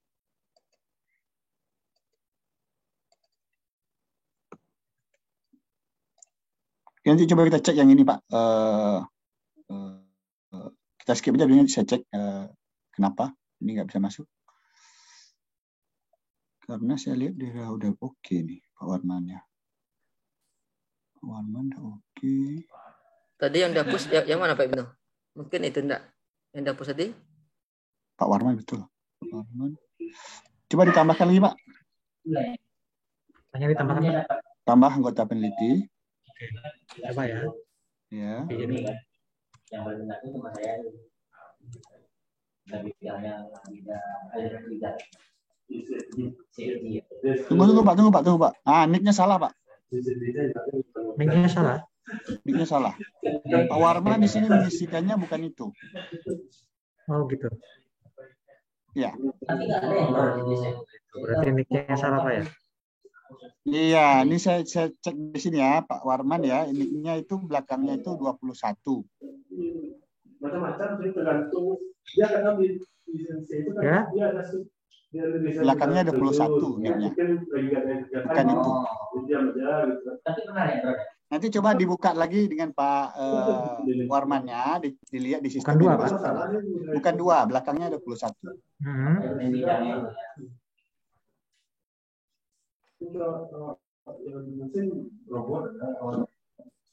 Oke, nanti dikonfirmasi ulang ke Pak Warmannya. Berapa nicknya yang digunakan. Oke. Baik. Berarti itu aja Pak kesalahannya ya? Iya, kesalahannya. Kira-kira itu kesalahannya Pak ya? Iya. Di sini saya lihat nick yang Bapak masukkan di sini itu nggak sama dengan nicknya Pak Warman. Itu nicknya Putria itu Pak. Maaf. Oke. Itu Putri Nawang Sari. Nah itu. Coba lihat bawahnya itu kan, satu itu Putri Nawang Sari itu. Nah, itu nicknya tadi itu. Ini. Iya, itu nick yang Bapak masukkan tadi nicknya Nawang Sari. Oh gitu. Oke Pak. Ya. Oke, coba lagi saya. Salahnya. Terima kasih Pak. Terima kasih Pak.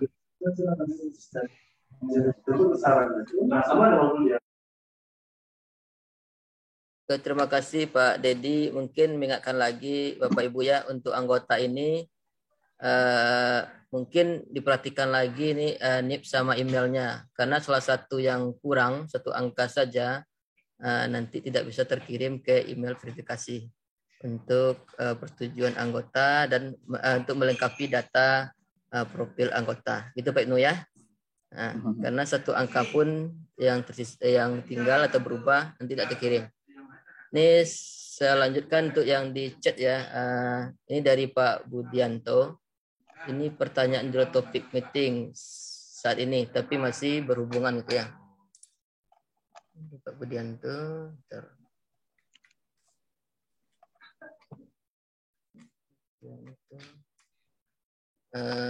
Berhubungan dengan pelaksanaan penelitian dan pengabdian di UNDRI. Untuk Adimas, program kemitraan, alangkah baiknya persyaratan untuk mengikut sertakan mahasiswa peserta ditinjau ulang karena sangat sulit implementasinya, terutama untuk kegiatan Abdimas yang berkaitan dengan penerapan suatu teknologi, atau barangkali tahun depan ditiadakan program Abdimas yang lebih bisa mewadai kegiatan Abdimas penerapan teknologi kepada masyarakat. Mungkin ini mungkin Pak Ketua PPM mungkin di sisi kebijakan mungkin menjawab pertanyaan dari Pak Budianto.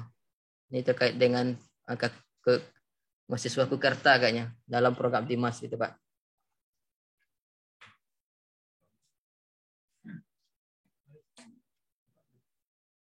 Atau mungkin Bu Sekretaris PPM. Silakan Bu. Gimana Liz? Pertanyaannya Liz? Pertanyaannya ini Bu, pertanyaan duluan. Pelaksanaan penelitian dan pengabdian di lingkungan UNDRI untuk Adimas program kemitraan masyarakat, alangkah baiknya persyaratan untuk mengikutsertakan mahasiswa Kukerta ditinjau ulang gitu Bu ya, ditinjau ulang katanya Bu. Karena sangat sulit implementasinya, terutama untuk kegiatan Adimas yang berkaitan dengan suatu teknologi. Atau barangkali tahun depan ditiadakan program Adimas yang lebih bisa mewadai kegiatan Adimas dalam bentuk penerapan teknologi kepada masyarakat. Mungkin bisa Bu Sekre nanti dibantu sama Romi ya yang terkait dengan Kukerta ya.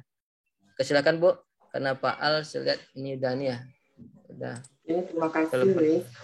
Jadi sebetulnya kita mengikut sertakan mahasiswa Kukerta dalam kegiatan pengabdian itu kan sebetulnya memudahkan sehingga terintegrasi program Kukerta itu jalan dan dosen pun dalam melakukan pengabdian itu juga terbantu ya dengan adanya mahasiswa.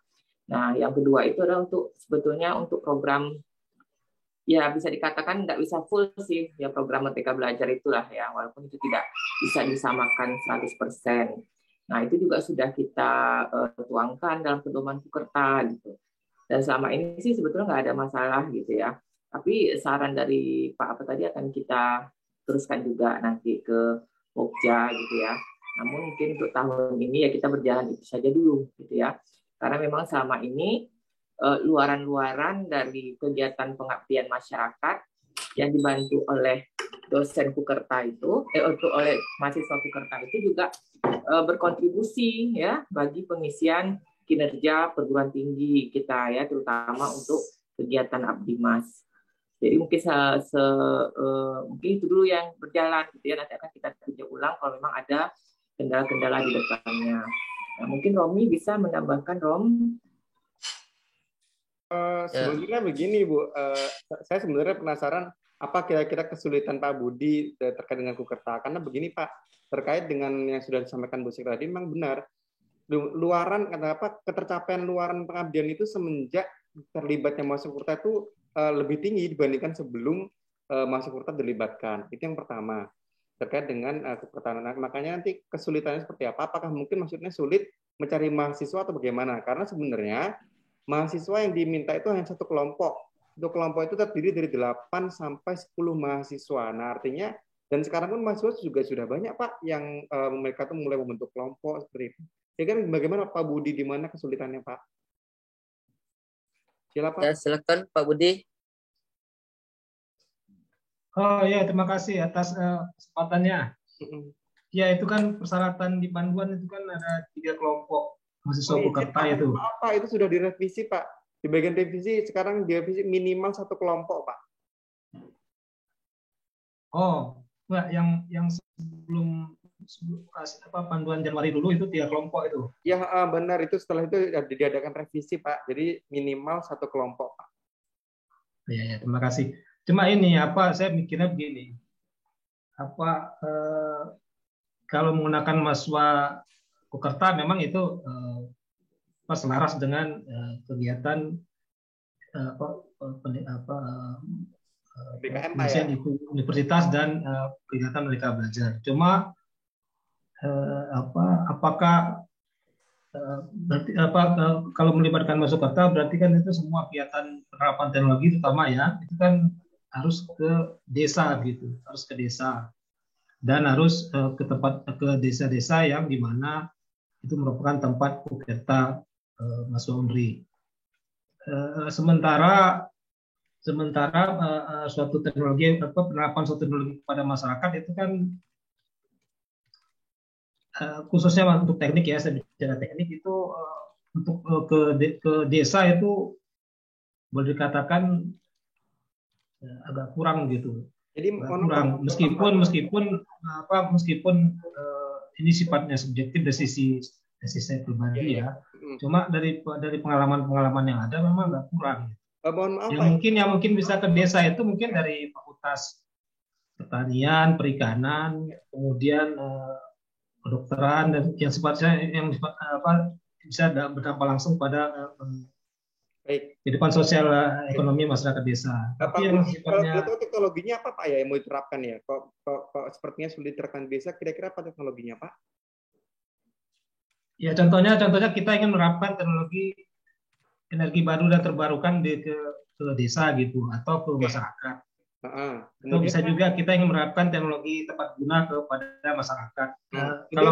Kalau kita batasi bahwa harus menggunakan mahasiswa Kukerta, berarti kan itu sasaran dari pihak itu kan otomatis sudah ke desa itu. Sehingga jadi seperti ini Pak. Sekarang Kukerta terintegrasi itu bukan dosen yang pengabdian harus mengikuti lokasi Kukerta, tidak seperti itu Pak.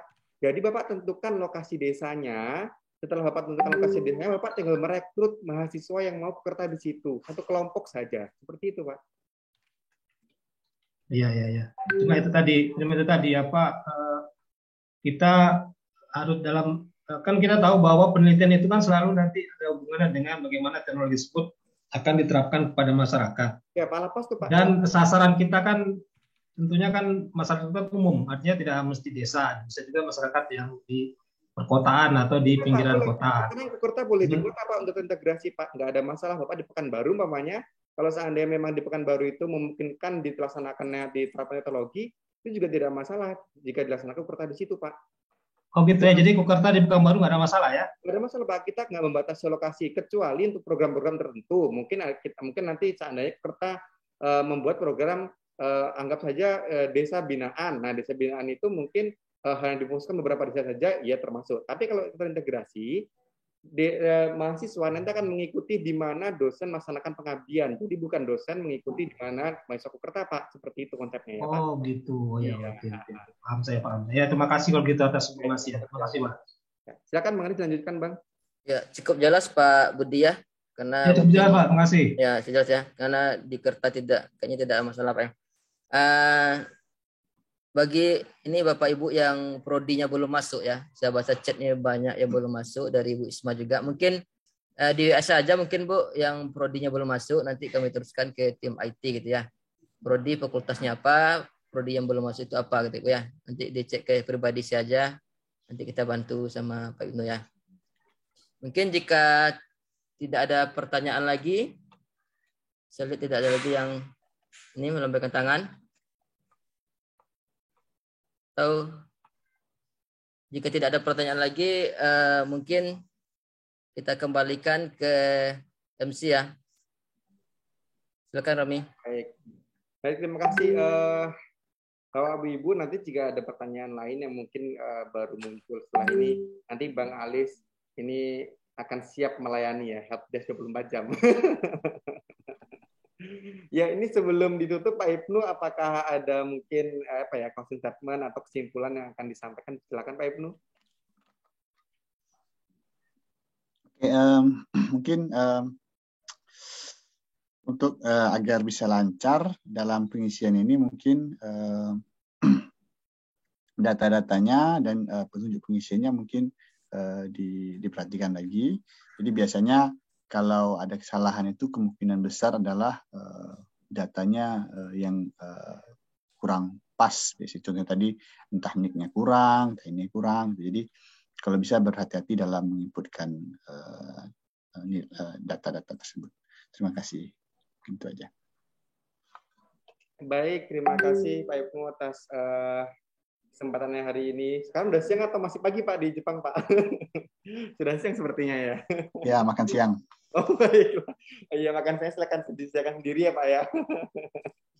Baik, terima kasih Pak Ibnu, Bang Alis atas sesi diskusinya yang hangat dan semoga nanti ke depannya Bapak Ibu yang melaksanakan atau mengusulkan penelitian pengabdian masyarakat melalui sistem EPPM ini menjadi lebih semuanya tergambar, hal-hal indikator ketercapaian itu dapat terukur dengan presisi itu karena sudah ditetapkan. Untuk sebelum ditutup, saya mohon izin dulu Bu Emil, apakah ada yang ingin disampaikan Bu sebelum ditutup Bu?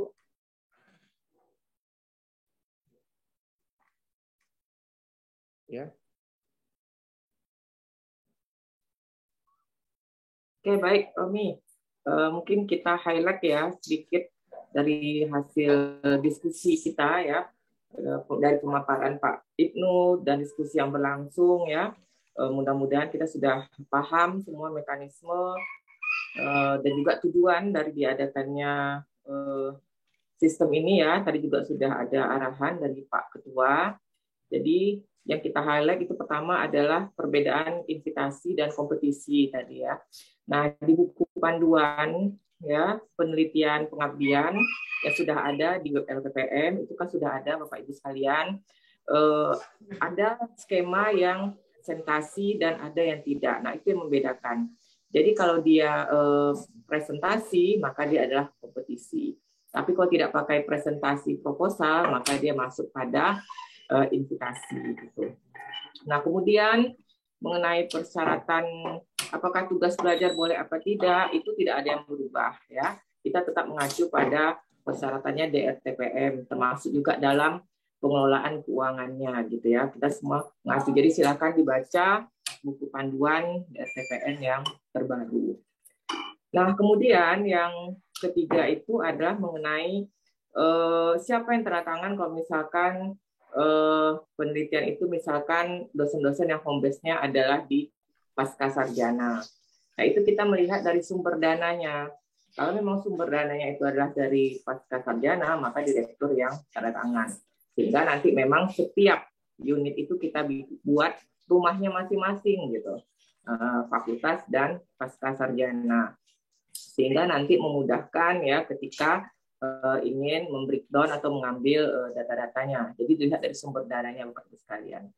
Nah, sedangkan mengenai bagaimana teknis ya, teknis pelaksanaan kegiatan penelitian dan pengabdian itu kita kan sudah ada peraturan rektornya, sehingga semua fakultas dan unit itu diharapkan juga mengikuti timetable atau prosedur atau teknis yang ada di peraturan rektor tersebut, yaitu mengacu pada pedoman di LPPM. Nah, itu yang bisa masuk ke sistem gitu. Jadi kalau nanti fakultas atau unit itu melakukan prosedur atau kegiatan penelitian pengabdian yang tidak sesuai dengan pedoman di LPPM, itu tidak bisa masuk sistem gitu ya. Atau nanti tiba-tiba di tengah jalan minta diakui, itu nggak bisa. Jadi dari awal kita sudah punya payung hukumnya, kita sudah punya sistemnya, silahkan nanti masing-masing fakultas ya itu kita koordinasi di LPPM juga gitu ya, bagaimana timetable-nya gitu ya, sehingga semua itu bisa berjalan dengan lancar. Mungkin itu ya Romi yang beberapa yang bisa di-highlight dari diskusi kita pada siang hari ini. Selanjutnya mungkin nanti ada kontak person ya yang bisa dihubungi oleh Bapak Ibu dosen kalau memang masih mengalami kendala dalam mengupload proposal, karena rentang waktunya kita kasih selama 10 hari itu ya untuk mengupload itu. Mudah-mudahan tidak ada lagi masalah. Demikian Romi, terima kasih. Rom, ya. sedikit Rom. tadi ada pertanyaan Pak Khairul untuk approval dari fakultas. Nanti Pak akan ada lagi acara selanjutnya untuk fakultas. Jadi semua proposal ini pertama nongolnya Pak di fakultas dulu Pak. Kalau fakultas tidak mengirim ke kita atau tidak akan dikirim ke kita Pak. Intinya semua tahap pertama ini semuanya di fakultas. Proposal summit dari dosen itu semua nongol fakultas. Itu nih Pak. Nanti untuk acara selanjutnya mungkin fakultas Bu Sekre ya, tapi kita jawabkan lagi Pak. Mungkin itu informasi Pak Khairul. Terima kasih. Oke, terima kasih Bang Alis atas informasinya. Nanti insya Allah kita akan ada lagi ya Bang ya, sosialisasi dengan fakultas terkait dengan bagaimana approval lah istilahnya ya, proposal dari dosen masing-masing. Bapak Ibu, sekali lagi terima kasih atas kehadirannya melalui daring ini. Dan nanti jika masih ada hal-hal yang mungkin belum dapat diselesaikan, nanti bisa melalui Bang Alis masih di hotline yang sama. Demikian saya mohon maaf jika ada yang kurang-kurang. Assalamualaikum warahmatullahi wabarakatuh. Waalaikumsalam. Waalaikumsalam warahmatullahi wabarakatuh. Baik, izin langsung saya tutup Bapak Ibu.